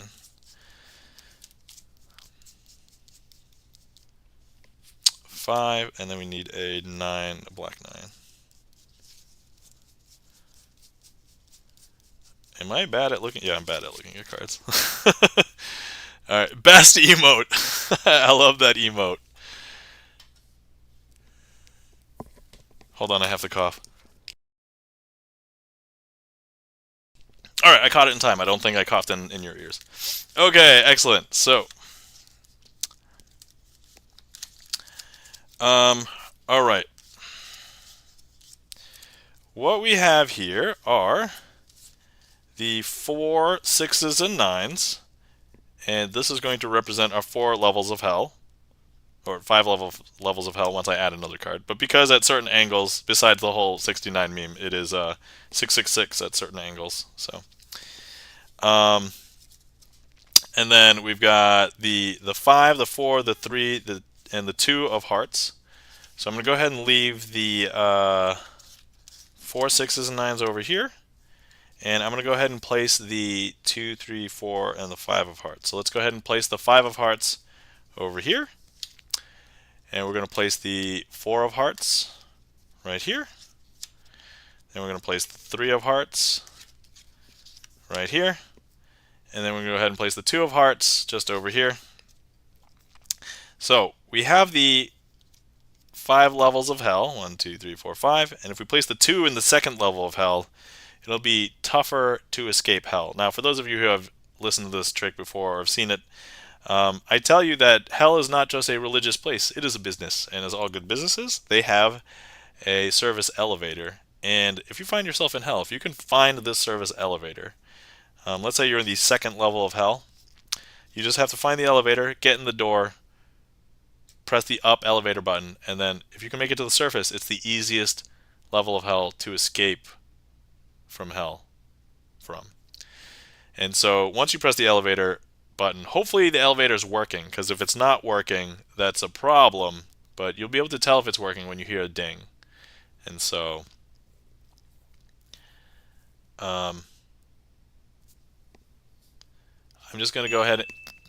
There we go. We have a ding. Thank you so much, I'm Uni, for dinging. And if we take a look, the top card is the 2 of hearts. Now let's go ahead and grab the 3 of hearts and place that in the third level of hell. First, second, third, fourth, fifth. They find themselves there. They find the service elevator. They get into the doors. They press the up elevator button. They have to wait for a ding. But actually, when that ding occurs, we'll know that the service elevator is working, and they'll be able to make it up to the top. Thank you so much, Chan the Magic Man, for the ding for our 3 of hearts friend Chip. and our 2 of hearts was actually Kisogo. So now some people think, oh, perhaps some of the cards are, but no, these are actually all the all the black 6s and 9s that we've been using the entire time. So now if I place the 4 in the 4th level of hell, right here, 1, 2, 3, 4, 5, they get in there, they're like, crap, I need to find the service elevator. I'm deeper than I thought I would be. They get in, the doors close, they press the up elevator button. Once again, you do have to wait for a ding. And sometimes the elevator's busy. Like, imagine rush hour in a busy city. Thank you, I'm Uni, for the ding. Can you imagine rush hour in hell? Like, it's literally all the time, right? Because, yeah. If I show you, that's our friend Maggie Miller. That's on the 4.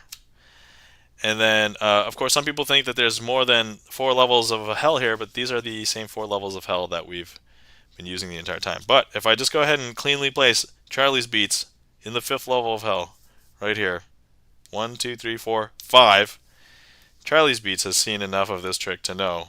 Find the devil's service elevator, go in, press the up button, and then whether he wants to wait for the elevator ding or this is the most popular way to escape the devil's 5th level of hell. Because look, here we have Charlie's Beats teleporting out in fancy fashion. And that, my friends, is the devil's elevator.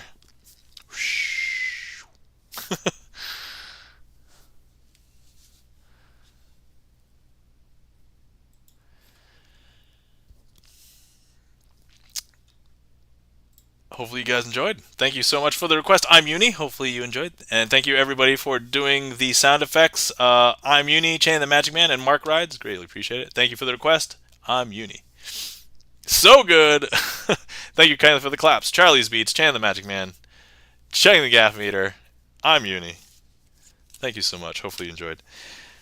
So actually, a little confession about this trick. So when I first learned the Devil's Elevator, I loved the trick. I thought it was awesome. Even with like the original pattern, which at this point I've kind of forgotten. Like I basically just I perform it this way because this is like the most engaging way.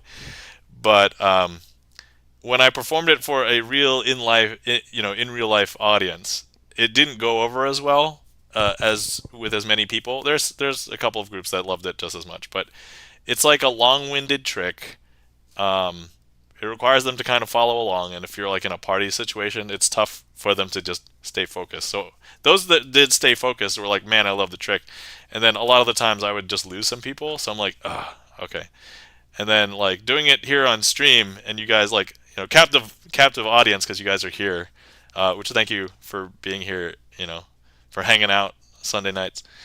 And you guys love it, and I'm like, redemption. It's a good trick. It's just it's just not the best trick for certain occasions. So thank you for reinforcing the fact that you guys like this trick because I like the trick. So yeah, as I said, there are some tricks on my trick list that I don't like, but I leave on there. I like this one, so that is all right. They don't have the sound effects IRL. Yes, that's right. They don't have the sound effects IRL. That is correct. I actually thought about performing invisible palm in real life, and like for the final, I would have a sound effect of the transporter on my phone. I'd tap it, and then that would do it. But like, it's way harder to just randomly find Star Trek fans, which I don't know why, because Star Trek is such a huge franchise, and there's like so many. Maybe just the circles that I'm in, like, I don't randomly perform to people that are Star Trek fans. I have to know that they're a Star Trek fan because they're my friends that like Star Trek, and then they would understand it. I mean, but the sound of the transporter is pretty iconic, so it's like, I don't know. You need a soundboard so your audience can push it. Yo, could I just connect? Because I can just have my... Yes. Jimmy, thank you so much for the mind blown. Greatly appreciate it. Could I just have like my my stream elements up and then still have it linked to chat. So if they just go to my Twitch chat even when I'm not performing and then they trigger it, would it still play? I don't know. Let's have to test that out. But all right, hold on. Oh, traveling man, hang on. Let me get traveling man cards ready. Thank you so much for the request, Charlie's Beats. All right, I'm gonna use jacks for this. It's a little unusual because I feel like the jacks don't get any of the glamorous tricks. Anytime you're using face cards, it's usually the kings or the queens. And when it's the jacks, they're seen in a negative light because, for example, the four burglars, I've seen it done with the jacks the most. And I feel like the jacks get a really bad rap. Like, so I feel bad for the jacks. So the jacks should be given, like, some good tricks to do, right? Like,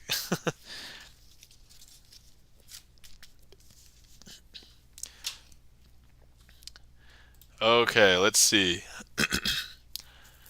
um, let's see. Mark Wright says, I don't know, maybe to the doing the stuff through my phone and having people in my chat. Nam, setting new Twitch frontiers. I mean, if I'm setting a new Twitch frontier, it's probably because I'm doing magic on Twitch and not because I'm using any. Like, all the use of most of these bots, I learned from other people. So obviously other people have been using them. But oh, ask Tammy. She's a tech guru. Okay, yeah, that's right. Yeah. If anybody doesn't know, Tammy makes things. Did I make a joke? Was that funny, or Jimmy? Are you just testing sound alerts? Is that what you're doing? Yeah, if anybody's not following Tammy Makes Things, please give Tammy Makes Things a follow, because Tammy Makes Things is trying out doing magic on Twitch, and I don't know if it overlaps exactly on Mondays with Chan's Magic Mondays, but it happens on Monday when Tammy's trying to do. Yeah, let me do that shout out for you. Let's see. Other streamers have made their alerts accessible to chat all of the time. Oh, I mean, some people do, but not all of them. A lot of them happen. Oh, thank you so much for that, Rusty Panda. Okay. Um, yeah. So, who knows who the fifth half of Magic Twitch will be? But once some of the other Twitch magicians are doing it more frequently and they're on the regular schedule, we'll get them on the on the half rotation. Jimmy says, you're very funny, crazy. All right. Thanks, Jimmy. Greatly appreciate it. I would like to think I'm funny because a lot of things that I do on Twitch is for the lulz. So if I'm not doing things for the lulz, I feel like I'm doing something wrong. My bad. I thought you just came up with a new thing. Oh, I mean, I don't want to steal other people's credit, but I definitely took this to a bold place because, like, I mean, I don't know if anybody's heard me talk about my TwitchCon kind of like, oh my god, this is so surreal. Like, literally a year and a half ago, I'd never streamed a day in my life. And then I started streaming Magic, of all things, on Twitch. And then, got it to where I am now. Also, I'm streaming stuff now. And I was able to also get TwitchCon, like, content to say yes to this idea that I had from a small streamer, and now I'm going to be presenting, and I'm like, holy crap! Like, it's so surreal. It's so weird, but I'm like, it'll be a great achievement, and hopefully it'll boost like, just magic on Twitch, which is what I hope.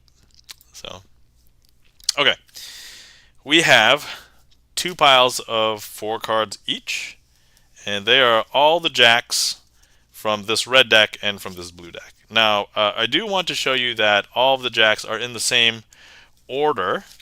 So, in each of the packets, we have a club, followed by the diamond, followed by the spade, followed by the heart. Now, I do need 1 suit selected. So, Charlie's Beats, if you are still there, if you would like to select a suit, select any of the 4 suits now.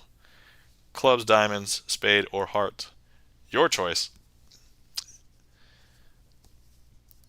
And it looks like there's 2 votes for club. So, Charlie, I don't know if you're one of those, but if you are, great. And if you're not, we may go with the club anyway because it's 2 votes.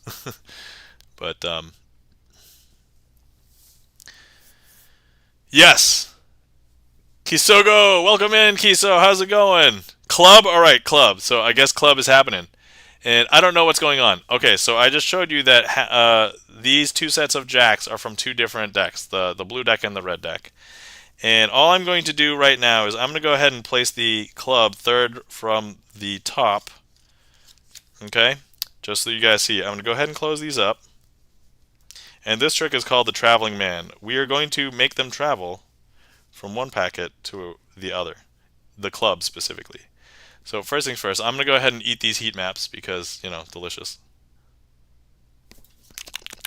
Delicious. And let's see. I'm going to go ahead and show you that. What are you guys talking about in chat? I'll take an olive green double breast-fed suit. Oh no, not that kind of suit. Thanks, Jen. Breasted. Damn autocorrect. Oh my god. That's gotta be one of the funniest ones we've seen. Okay, alright, so here's the thing. I just want to show you that when magicians do their snap, so I'm going to go ahead and snap now. Sometimes it's done for effect, but sometimes it's not for effect. You're actually physically doing something with the cards. So I just kicked the jack of clubs from each of these piles into the other pile.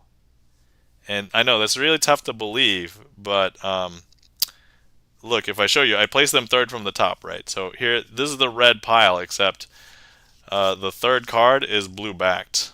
I know. And actually, this blue backed card is the jack of clubs. I know. Super weird, right?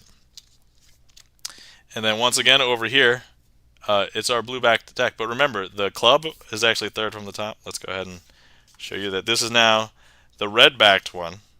And let me just show you that this red backed is a jack of clubs. Now, I'm going to go ahead and restore them. I'm going to put them back into their respective piles. And I just want to show you that they're all the correct. So these are all the red cards, right? And then these are all of the blue cards.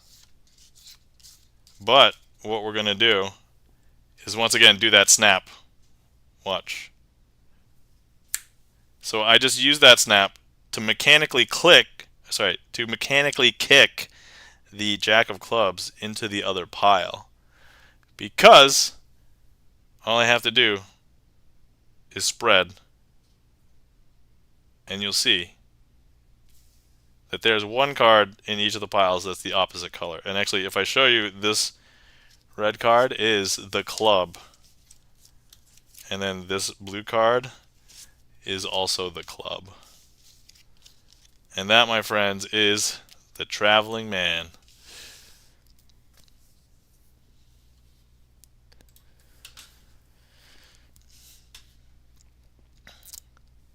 Alright, so weird. I know, right? I have to be careful with this phone. It has a mind of its own. I mean, clearly it's a dirty-minded phone. Maybe you just need to clean its cache or something. Anyway, Ams Andrew, welcome in. How's it going? Hashtag Magic Sunday. Yeah, that's right. I've been calling this Sleight of Hand Sunday, so if you want to carry it along, that's the lingo. Because I think Magic Monday does have that, you know, alliterative ring to it. But, like, I feel like for Sunday, I'm taking Sleight of Hand Sunday. So that's, but, you know, Magic Sunday's good too. Kisogo says, "Whoa!" Alright. I think that's as long as the whoa was. Thank you kindly for the claps. Chan the Magic Man, I'm Uni. And, hey, it's Chan watching too. Awesome. Okay, alright. So that was Traveling man. Thank you for the claps. Charlie's Beats. Perfect imitation. That's exactly how I sound. Like, I mean, you know, we are similar in that respect, right, Kiso? You and I, we are deep-voiced Asian men.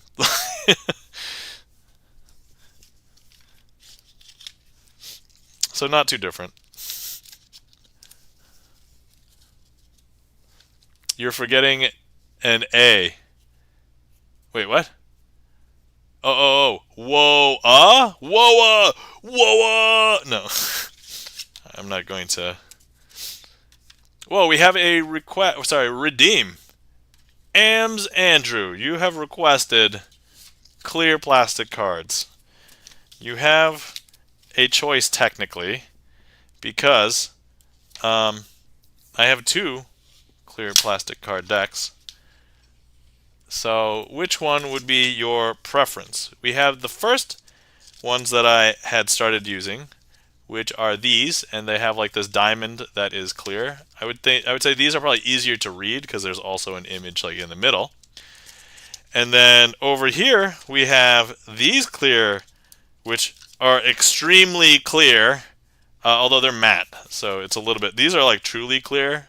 This is matte, but there's way more clear surface. But it's almost impossible to tell what card it is, besides the fact that it's red or black because it's so small while I'm doing the trick. But anyway, I don't know what it means, but I'm intrigued. Oh, okay, so what I have for redeems on my channel is if you choose one of the blue ones, which is a different deck of cards, I will try and do a magic trick with that deck of cards. So in this case, clear diamond cards look fun. Okay, cool. So we'll go ahead and use these.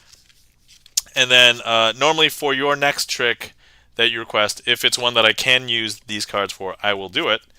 And if you don't have a preference, we can do a magician's choice, and I will just pick a trick to do with these.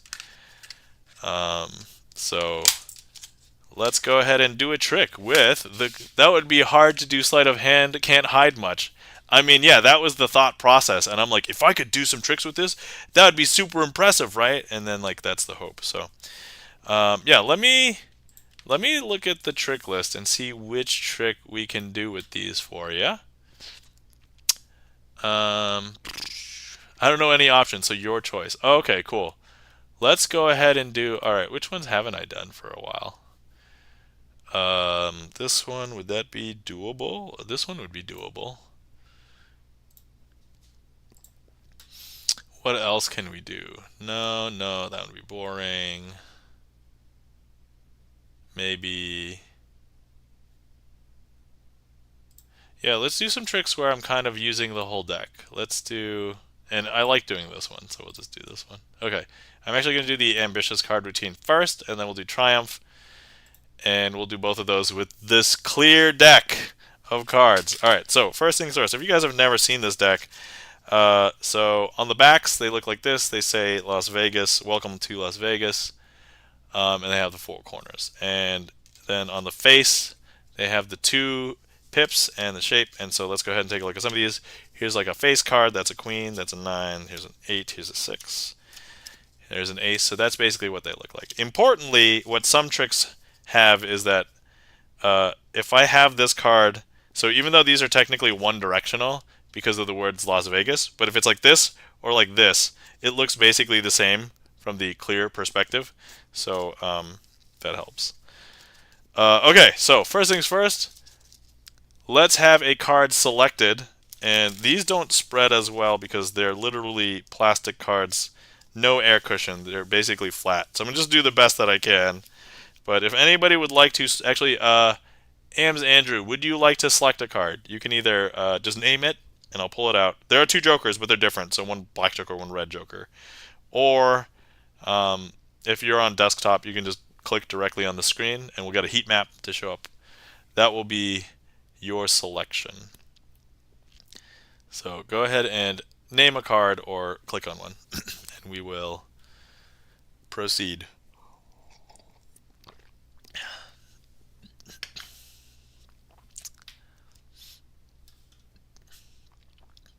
Oh, and if you're on mobile, I don't think it'll work. So Queen of Diamonds. All right, let's find the Queen of Diamonds. It is here. Okay, Queen of Diamonds. That's the selection. Let me neatenize these because it's tough to neatenize clear cards. So you have selected the Queen of Diamonds, and now this is the card. So what we're going to do is we're going to go ahead and turn the Queen of Diamonds face down, and we're going to grab it and place it into the middle of the deck, like so. So I just go ahead and push it in, like that. Now, because it's a clear deck, and I'm not very good at this, we're going to pull out our friend, the deck sock. And so all we need is the deck sock to go ahead and just tap on top of the deck. And that's actually going to bring the Queen of Diamonds up to the top. Now, first of all, it'd be pretty tough to have a duplicate of this.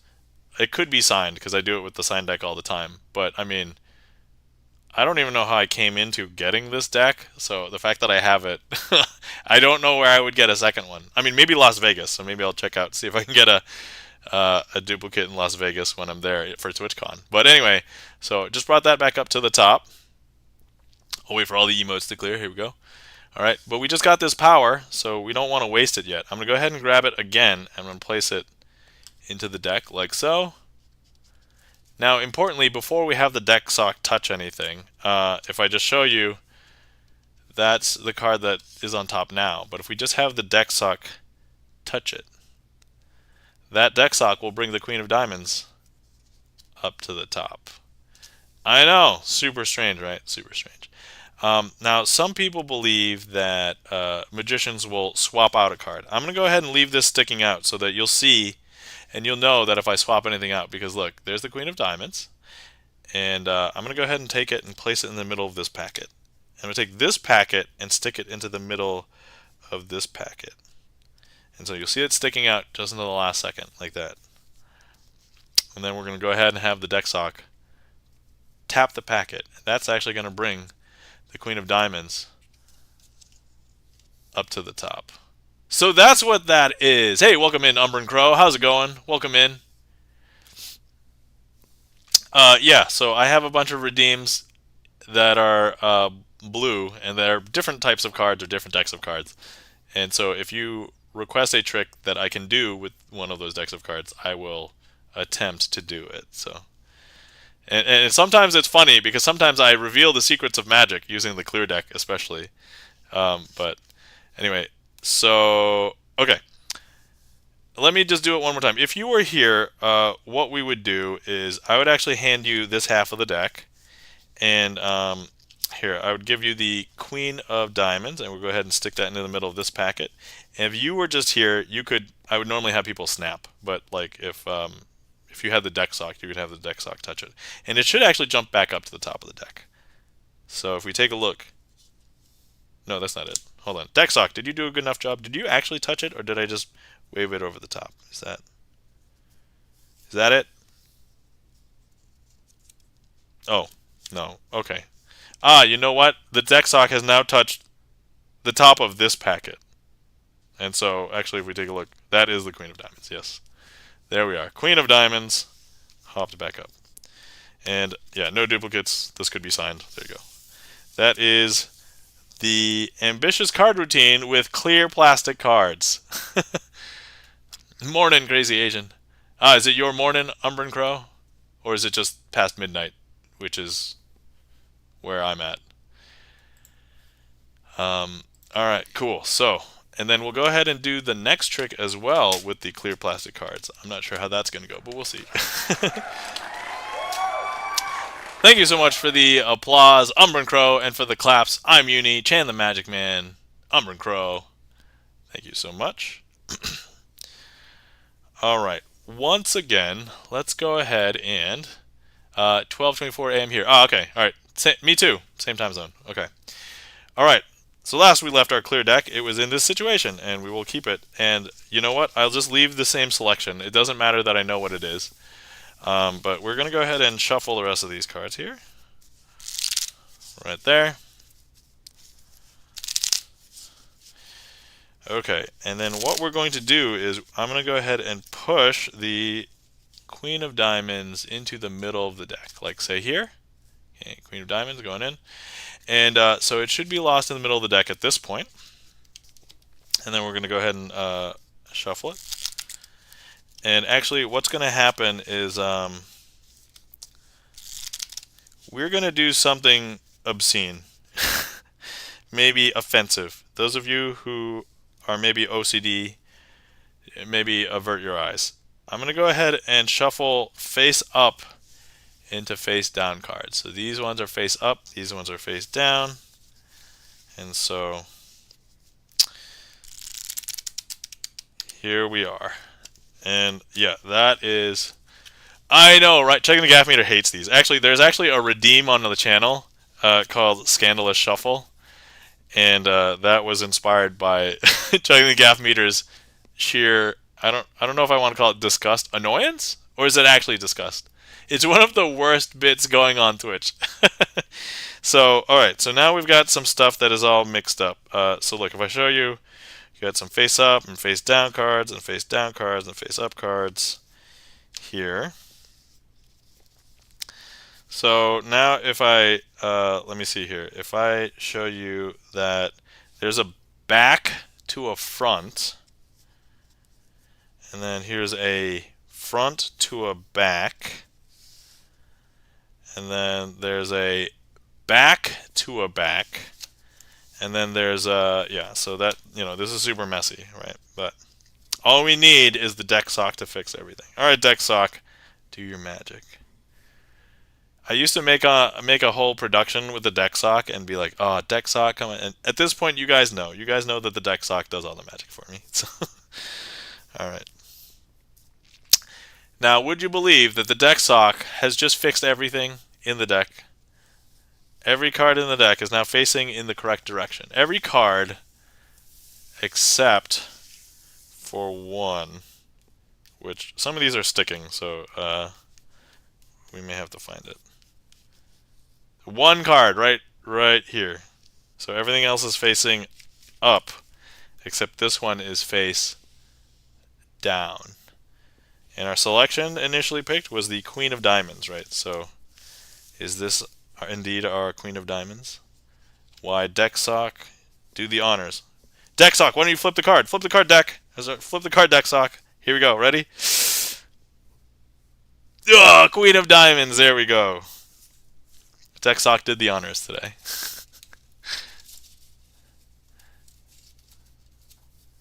It's about the level that nails on a chalkboard is to many people, I'd say. Oh, my sympathies checking the Gaff Meter. Well, my apologies for calling it out in chat. So if anybody requests that, I'm sorry. You can blame me. But then if nobody does, then, you know, you're in good company. They like you. And they don't want to annoy you. And that was Triumph with a clear plastic deck of cards. Ams Andrew, thank you so much for the redeem. Hopefully you enjoyed that.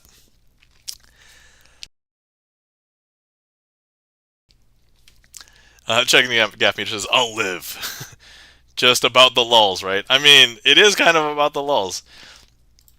As I do tell other people, right? Like, even if I sucked at magic, if I was still entertaining, that's generally enough to get, like, a good magic gig. Like, you're hired as a magician to be an entertainer, and if you don't entertain, you didn't do your job. But if you suck at the magic, I mean, and you still entertain people, I mean, you're still going to get paid, and people enjoy themselves, right? So, yeah, at the end of the day, that's really all it's about. So hopefully you guys are entertained. But I also like to be, I'm proud of my magic, and hopefully, even if you're not fooled by everything, like if you're fooled by a few other things, you know, feels good. It feels good. But there are a class of people out there who do magic, not to entertain, but with the explicit goal of fooling people. And, I mean, I don't necessarily want to say that that's wrong, but, like, I just don't feel like that's a good motivation to have for a performance art, right? Like, I don't know. Like, I'm doing this to entertain people and, like, and to keep my skills up, but, like, I enjoy the art of sleight of hand. Like, there's a reason why I have not expanded to other tricks. And sure, I kind of understand the principles on how some other tricks are done, but, like, And there's like a series of math tricks with cards that I know how to do, that I can do. I just don't enjoy them as much, like doing them. And so, that's something I'm just going to leave for others to do, because when you come here to watch my stream, I want to show you sleight of hand, and that's the art that I enjoy. And so that's what I'm here for. Thank you so much for the claps. Charlie's Beats, I'm Uni. Check the gaff meter. Math tricks? That's an oxymoron. I know. Like, if there's a bunch of tricks that if you perform, like, once you learn the procedure, you can perform it. And honestly, like, for a lot of people who want to perform magic, it's a great, like, stepping stone. And that's for, if everything that you do is a math trick, I mean, eventually if you do them enough, some people will get the procedure and then they too can do it. So it's like they can reverse engineer it. They will understand that it's not, it's just, hey, they can follow the procedure. So it's like, the thing is, magic is so much more than just doing the trick, right? Yeah, math trick maybe doesn't make sense. Math routine, if you do a routine, and sure there's like a fixed mathematical procedure, you can still work on your presentation skills, your storytelling skills, your, if you're doing something impromptu like me, where I'm like reacting to people in chat, the sound effects, and like the cards that come up because people have signed them, right? Like that's all stuff that you can also work on when you're doing math card tricks. Like you can involve all of those things, and you can become better, and you can still be very entertaining, right? There's really no reason, you know, to ostracize or subjugate those people who want to do it that way or prefer, or there are people who want to perform magic and they physically can't do some of the things, like people who have arthritis, people who don't really have like the coordination. Maybe they have Parkinson's, right? And so there's a lot of reasons why performing tricks and not being able to sleight of hand, I mean, that shouldn't stop you. Like if that's something you want to do, there's things that you can do. So Ricky Charms, I gotta run, crazy. Thanks for the awesome tricks. Good night. Ricky Charms, thanks for stopping in. You have a good night. Take care, and we'll see you around.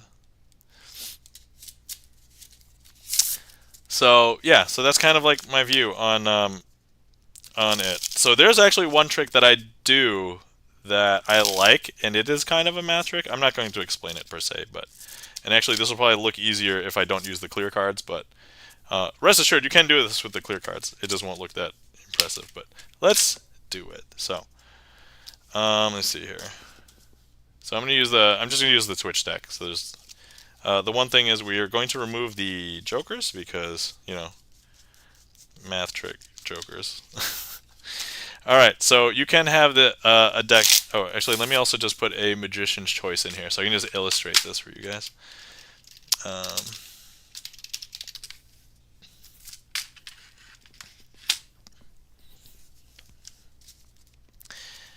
Okay, so we will need some interaction for this trick. So these are actually different. It doesn't really matter. They're all signed, blah, blah, blah. You guys know the deal. But, I mean, I'm telling you, it's a math trick. So, okay, all right. Here we go. First things first, let's just put out some cards. All right, and we need one of these cards selected. I am going to place them down like this. And actually, the one that gets the most heat maps on the screen, that's the one that will become the selection. So if you are on desktop, feel free to click directly on the screen, and we'll see the one that has the most votes. That'll be the selection. Umbran Crow says, speaking of, I should sleep too. Yeah, night all, and Kiso if you're lurking. All right, good night, Umbran Crow. Thanks for stopping in. Good to see you. Have a great night.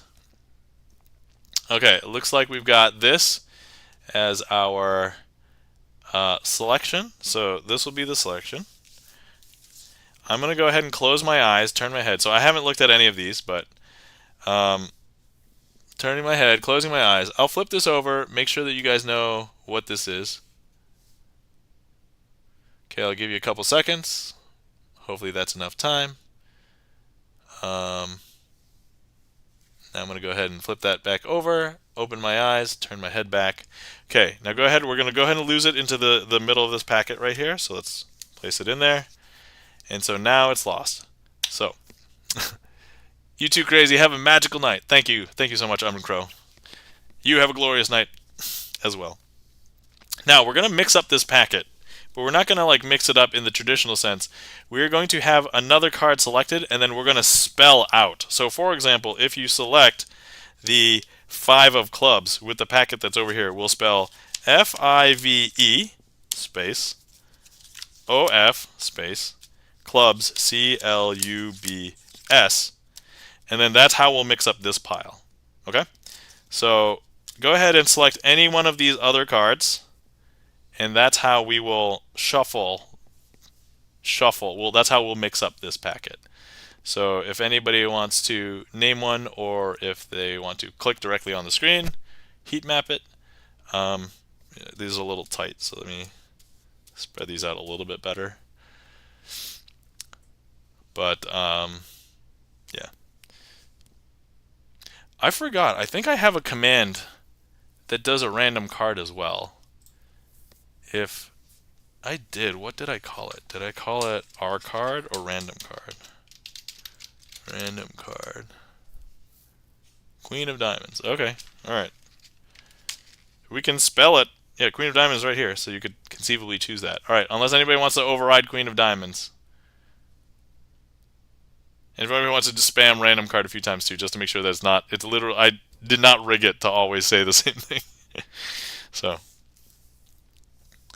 Okay, so Queen of Diamonds. So we're going to go ahead and spell Queen of Diamonds with this packet. Q-U-E-E-N space O-F space D-I-A-M-O-N-D-S.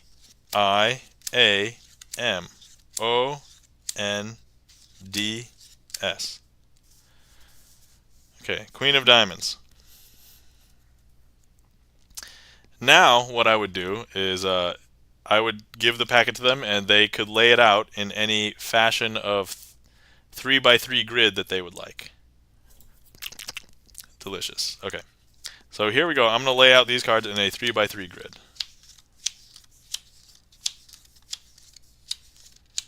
And they could have done it in any pattern that they want. They could do this, they could do this, they could do that. But anyway. And then now, if that person could point at any 2 cards, and then I would eliminate one of them, and then we would reverse roles. So then I would point at 2 cards, and then they would eliminate one of them.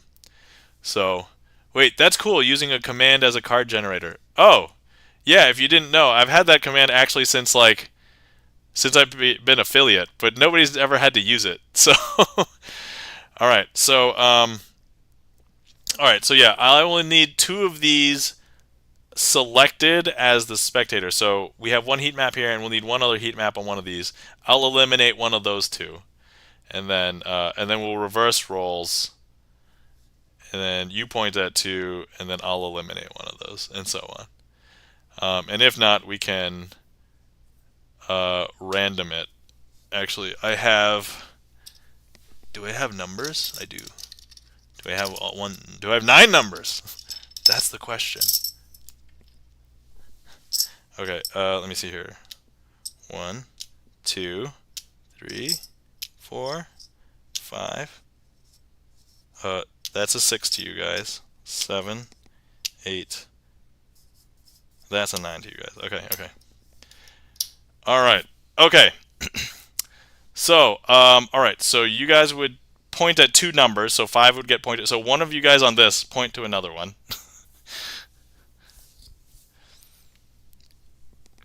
And then I will eliminate one.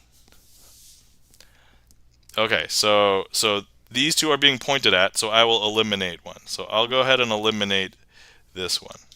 Okay. So now I'll point at 2. I'm going to point at the 6 and the 4. So you guys eliminate either the 6 or the 4.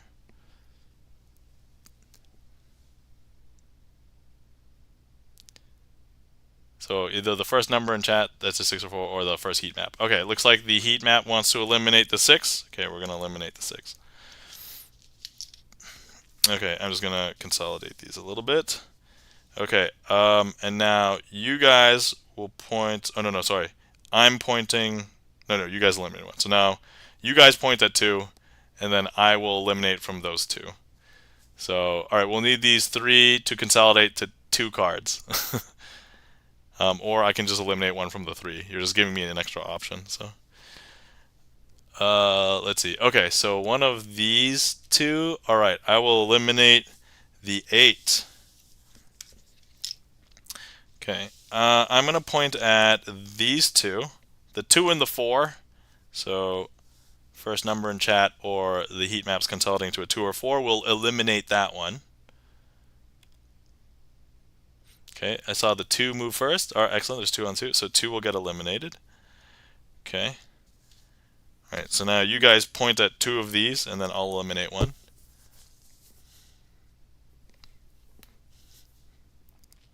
So let's see, the 9 and the 3. I will eliminate the 3.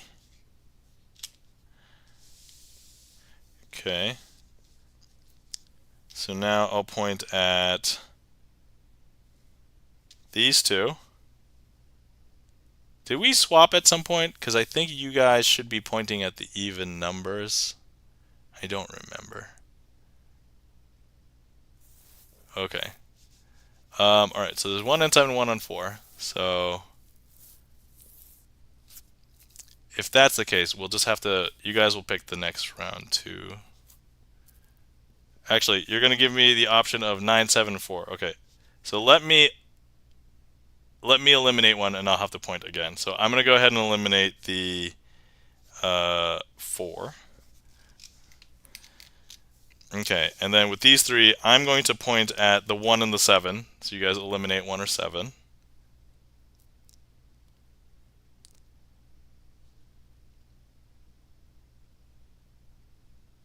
Okay, it looks like 1 got some movement on it, so 1. Then by default, you guys have to point at these 2, and then I will eliminate the 7. Okay, so at the end of the day, do you guys remember what the selection was? Because if you don't, this is not going to be that impressive. Hence why this is kind of a long procedural math trick. But I'm going to eat these heat maps now. And delicious. But your card should not have been the 6 of hearts, or the 2 of hearts, or the 4 of diamonds, or the 5 of diamonds, or the 9 of clubs, or the 7 of hearts, or the 6 of diamonds, or the 9 of hearts. So your card should have been whatever this was. So if anybody in chat remembers what the card was, go ahead and type it in chat. This should be it. FYI, this looks way better also as an interactive trick because you can get the spectator to basically do everything. You can just point at piles. It feels a lot more organic when you're not doing it over. You forgot! Okay, let me remind, was the card the 2 of spades? Because that should be it.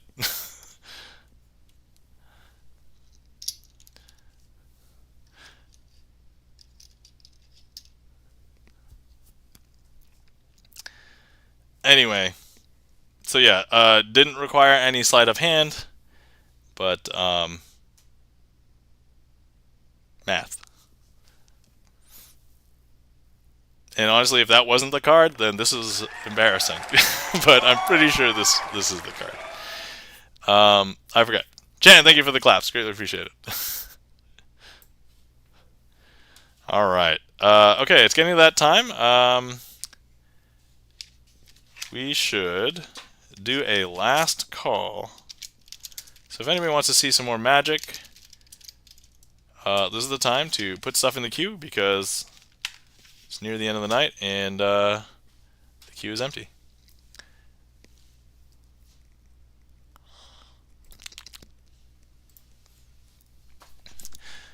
So anyway, I don't know when I'm going to do my next video gaming streams, but I'm thinking I will play The Messenger. I did talk about it a bunch while I was doing the Sea of Stars streams, but yeah, now that everybody has seen the story of The Messenger, seen the story of Sea of Stars, and the story of The Messenger is related because it is in the same universe, then that's basically what we would do.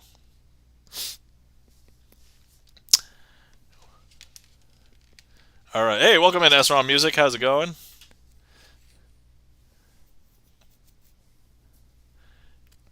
SROM says gigantic cards for Color Monty. All right. All right. All right, SROM. I think it's possible. I think it's possible. So we may have to do that. Okay, now I can sleep. Night, everyone. All right. Have a good night, Chan. SROM says, I feel your hate. No, it's not hate. I am trying to think in my head, is it doable? And then, can I do it? Like, so I'm telling you that it is doable. And then the question is, still in my mind, can I do it? So it's more or less a, not hate, but am I going to have to try really hard? Like, it's going to be tough. But anyway, let me do this other trick first, the 4-card trick, and then we'll get there. 4-card trick, okay.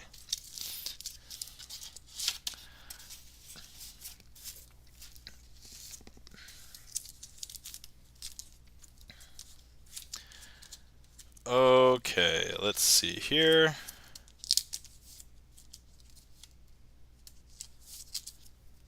All right.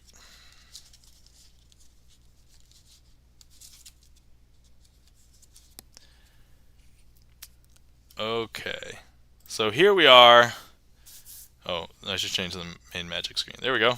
Okay, so I have 4 cards. It'd be tough to do the 4-card trick without 4 cards, but here, 1, 2, 3, 4. Now these cards aren't normal cards. These are actually all blank cards. So if I show you, they're actually all blank. Now, what if I told you that on a blank card, you can print whatever card you want? And it's actually a good idea to print something that would be a wild card, because you could basically print any card on a blank card anyway. So why not just make it the most random, best card that you can? And so you could do that just simply by making it appear a joker, a wild card. Now, if I go ahead and I take this joker and I place it into the middle of this packet, you would be able to see where that joker is in the packet, because if I counted through it, you'll be able to see that it's right there. But if I were to just grab it and place it off to the side over here, actually, we're going to place it on the deck sock. There it is. So now the deck sock has the joker. The joker is in there. And so now if I count through, you'll be able to see that the joker has disappeared. Because look, the joker is gone. Super weird, right? Now, here's the thing. Everything is face down here. But if I go ahead and I have the deck sock impart the joker back into the packet, you'll see that the joker reappears. Now, a lot of people say you can tell this joker apart from the rest of these cards because on the face, they're all blank, and on the face there's a joker here. What you may not know is that sometimes when you remove a card from the content of card and put it back, it could corrupt the card in a certain way. And so if I show you the backs, you'll be able to tell which card is the joker from the backs too, because these are all blue, but this joker has a red back. And that is the 4-card trick. I dispensed with my usual performance because so I would send it through the internet pipes, wait for somebody. It's a little bit towards the end of the stream, so I'm like, alright, I'm just gonna hurry it up. But yeah, alternate presentation with the deck sock. So there you go. Okay, alright. So that was the 4-card trick. Thank you so much for the request, Charlie's Beats. Greatly appreciate it. Let me also close the queue as well.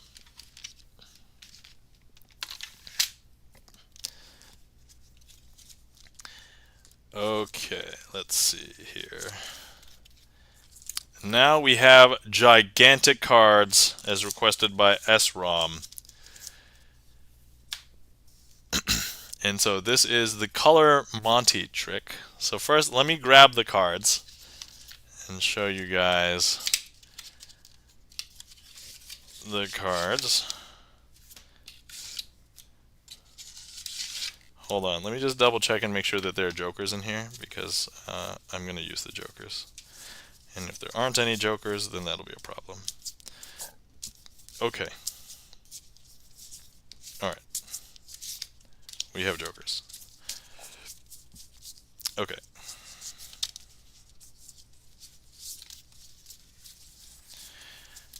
Okay. So, here we have a bunch of Giganto cards. This is the gigantic cards. If I compare them to a regular card, this is a regular poker size card. This is literally 4 times as large as the card. So let's see. What we're going to end up using is we're just going to need a few cards here.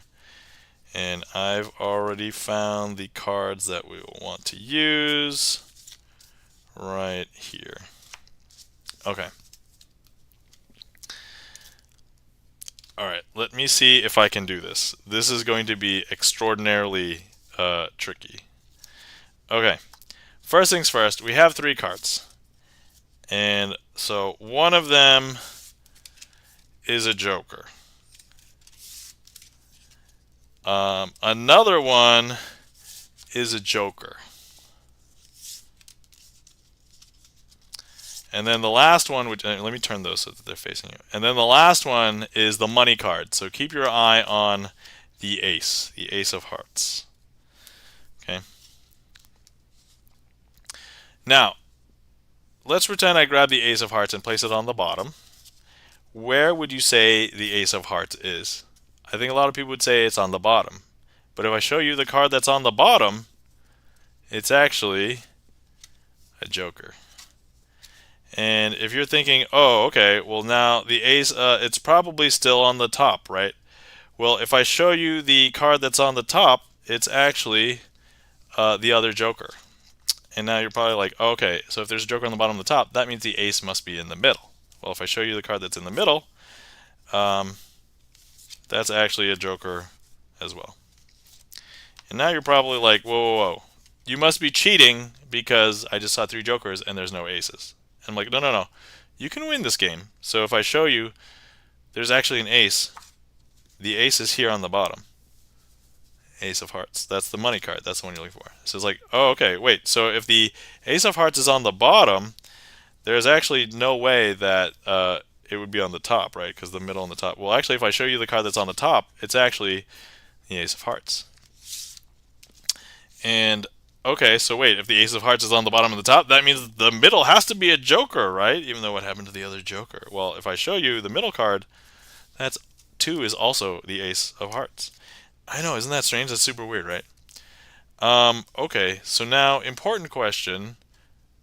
Do you think I'm using more than 3 cards? Because some people would say that I'm using more than 3 cards, and I'd say, no, no, you're incorrect, because there's exactly 1, 2, 3. If you were here, you could feel them too, but yes, there's. So now, let's assume there was a lot of money being bet, and you just literally lost like you lost like 7 bets. So, and now you're getting ready to walk away because you're trying to play 3-card Monty with, somebody. Which I've recommended you never play any game of Monty with anybody on the street, or really for anybody. If they're playing 3-card Monty, they want to take your money. Unless they're a magician, in which case they're trying to entertain you. Whatever. So here's the thing. We'll give you double or nothing. So here, I will show you 2 cards, and you just tell me what the 3rd card is. I'm going to show you a joker. I'm going to show you the ace of hearts. Important question, what card is this?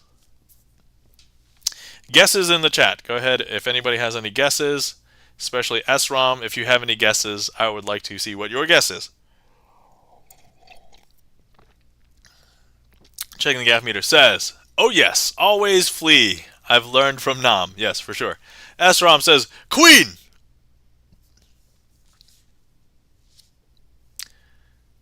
SROM. This is why you don't play.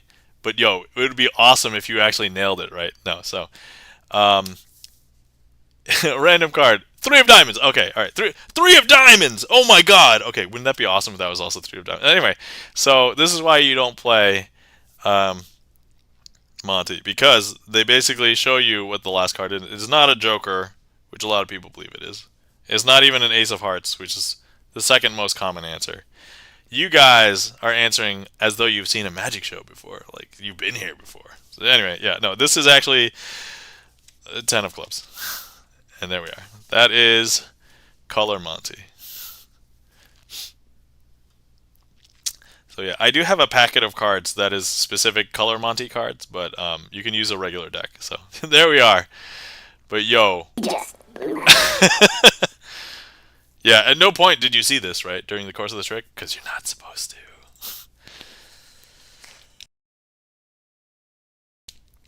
And that, my friends, was Color Monty with gigantic cards.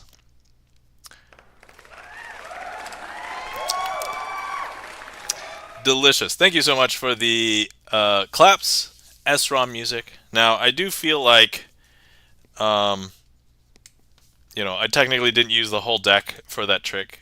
And, the next trick, technically, I think Mark Rides tried to use gigantic cards last time on a trick that we couldn't. So we're going to also use this deck for the next trick. So, as well. So let's go ahead. I think I've done it with this before, but as you can imagine, it's still tough to handle. But okay, so first order of business, let's find the jacks, because you know what? No. We're gonna find the kings, because as I said, the jacks get a bad rap, and so sometimes some other cards should be the burglars. Although the burglars get away, so it's not like it's a bad thing. Okay. So there we have it. So we have all four kings right here. And I'm going to try and shuffle these just to show you how difficult it is. Oh, come on. Get in there. Alright. That was not a very good shuffle. But, I mean, I'm used to being able to, like close my hand over this way, and it's just like, ugh. And this is, like, barely the reach that I have. So, alright.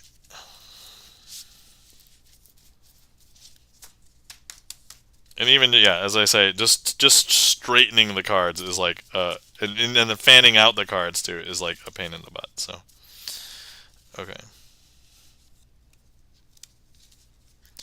All right.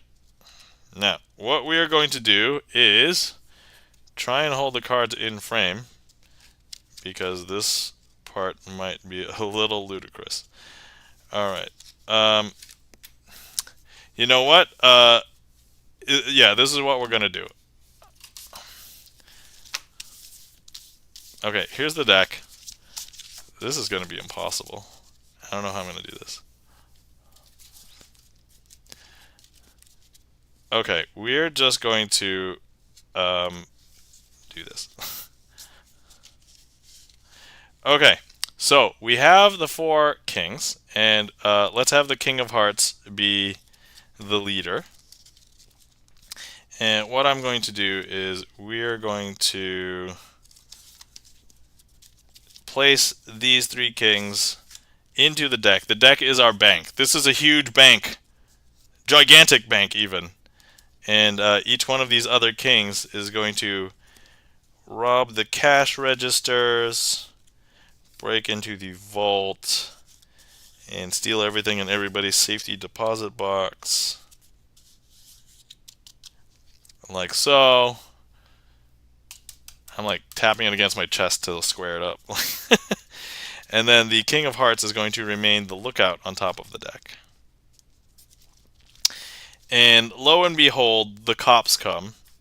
And if I show you that the King of Hearts is still looking out and says, hey guys, we need to get out of here, they will all run up to the roof, which is on top of the deck, and they will all stand ready to get into their helicopter and get away. So normally I'll do the helicopter as a, but today, because it's a gigantic helicopter,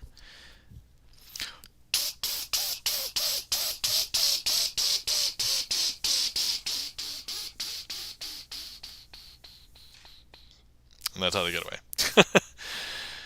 And that, my friends, is the Four Burglars with kings and with the gigantic deck of cards. I'm not gonna lie, I didn't feel very good about that one. So, but that's okay. That was not the finale. I will put in a customary finale trick, and that will be our last trick for the night. Thank you so much for the applause, SROM Music. Greatly appreciate it. Hopefully you enjoyed that as well. Thank you so much for the gigantic cards redeem. And thank you so much for the claps. Checking the gaff meter. All right. So let's go ahead and perform. I think I want to do Imagine as a closer today.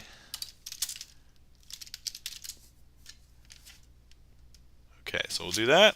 Make sure I have the cards. Yep, there we go. Okay. All right, and also let's take this time to. Let me see, that was SROM gigantic cards. Yep, that's good. All right, awesome, cool. All right, let's take this time. Thank you so much to everybody who came out to hang out and request tricks and see tricks.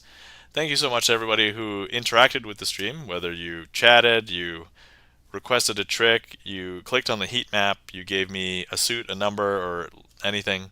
Thank you so much. Without you guys, this definitely wouldn't be as fun, so thank you so much.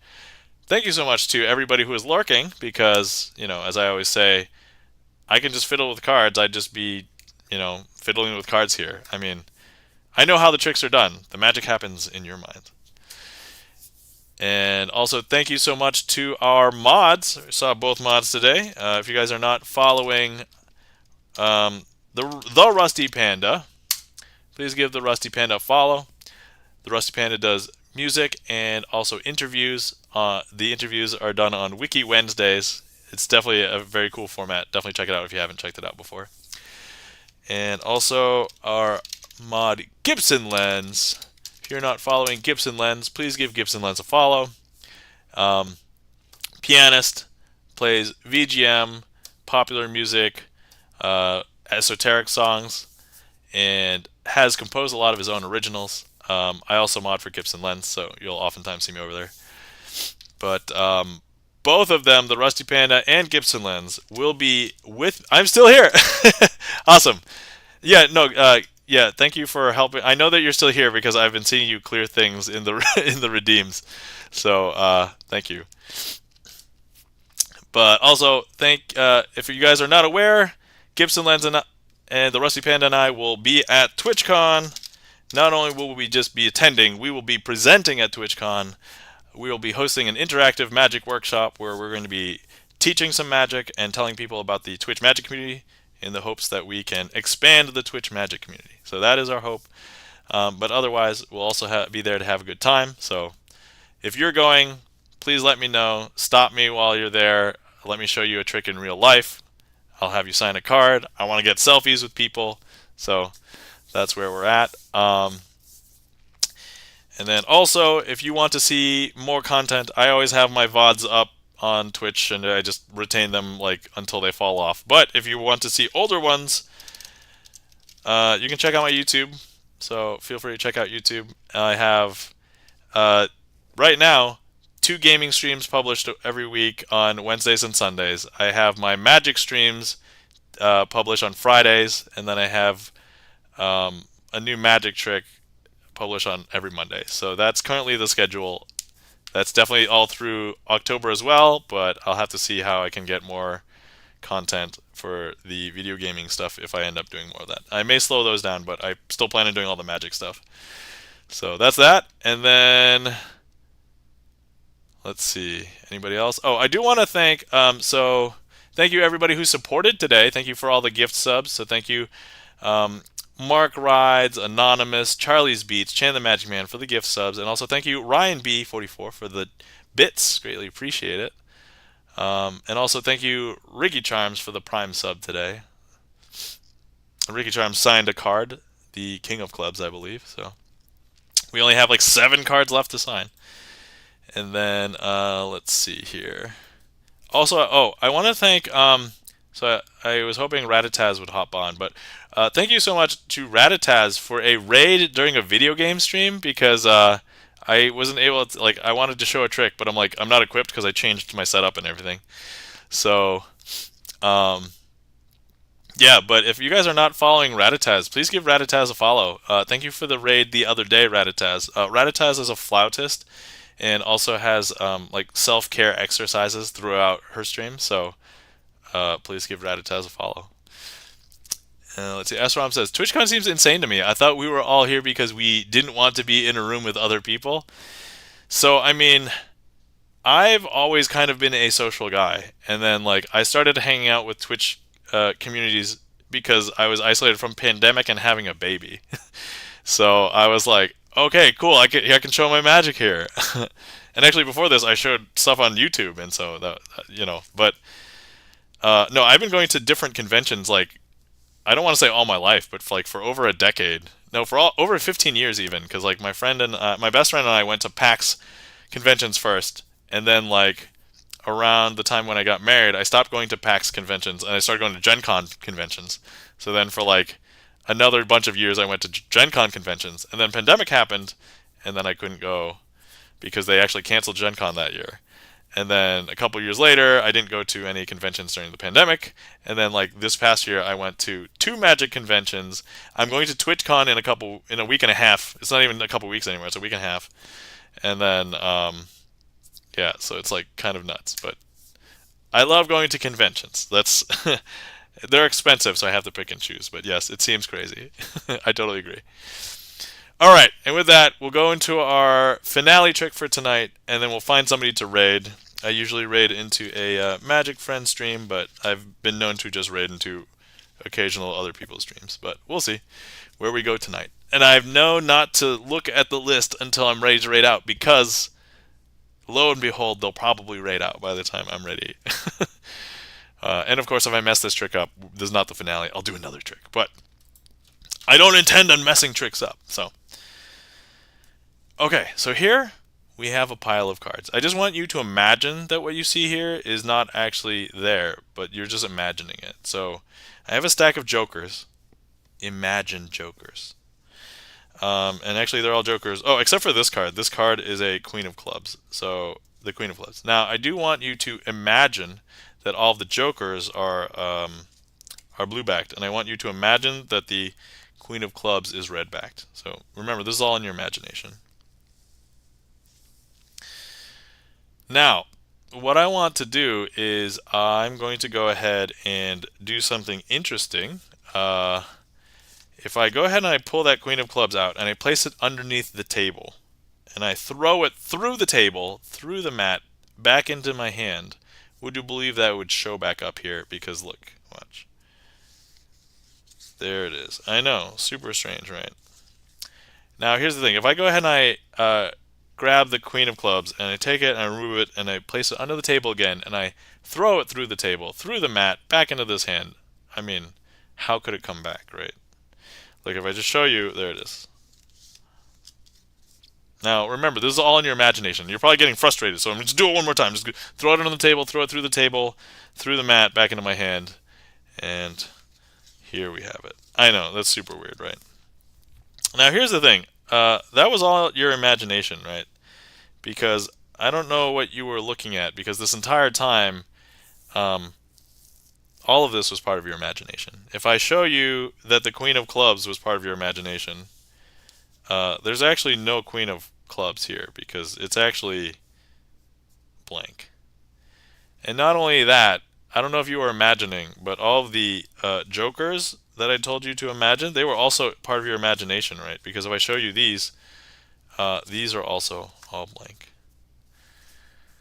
And that, my friends, is Imagine for our finale tonight. hopefully you guys enjoyed. Thank you so much for being here.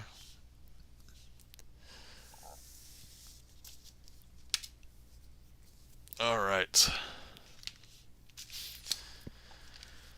So, now we can find somebody to raid.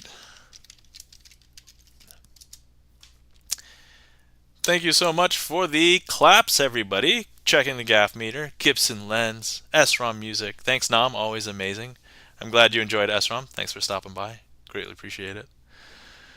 Thank you so much for being here, guys. Let's see. All right, let's see who is around. And thank you so much for the claps, Charlie's Beats. All right, who can we raid today?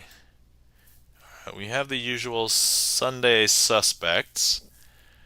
Let's see here. SROM Music, thank you so much for the 300 bits. You didn't have to. Greatly appreciate it. Man, SROM. Let's see. SROM has signed a card before. Let me find it.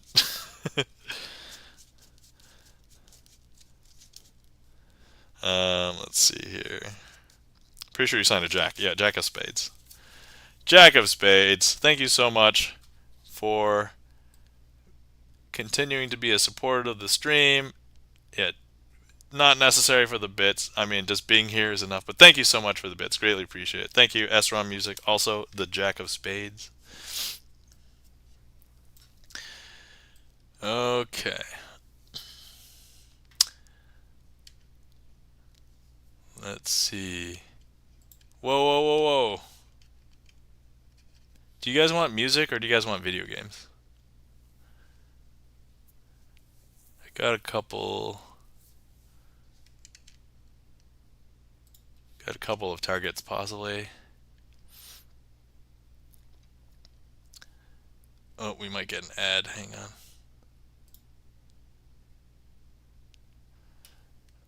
We'll probably always appreciate your streams, brother. Oh, thank you so much, SROM.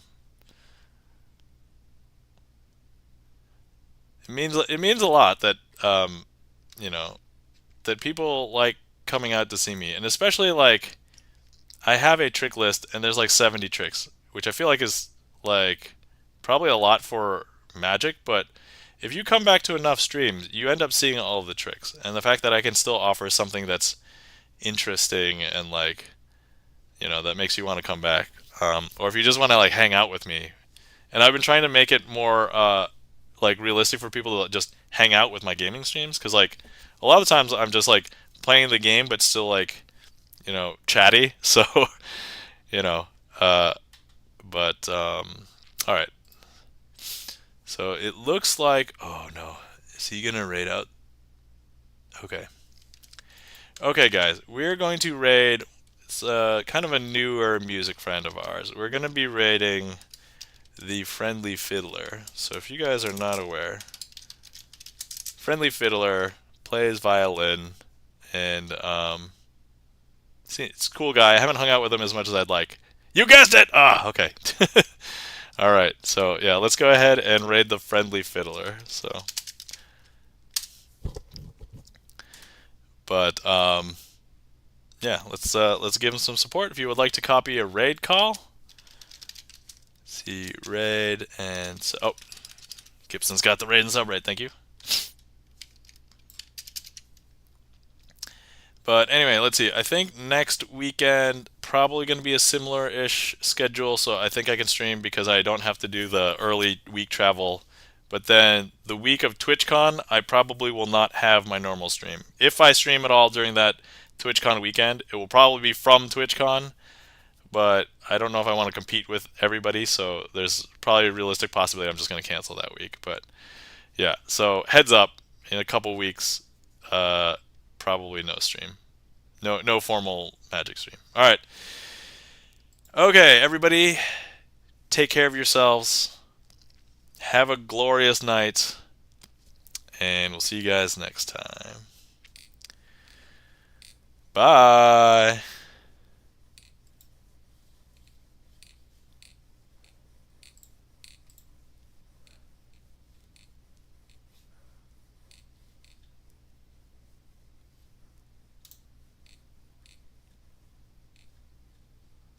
I just realized I can't hear the stream.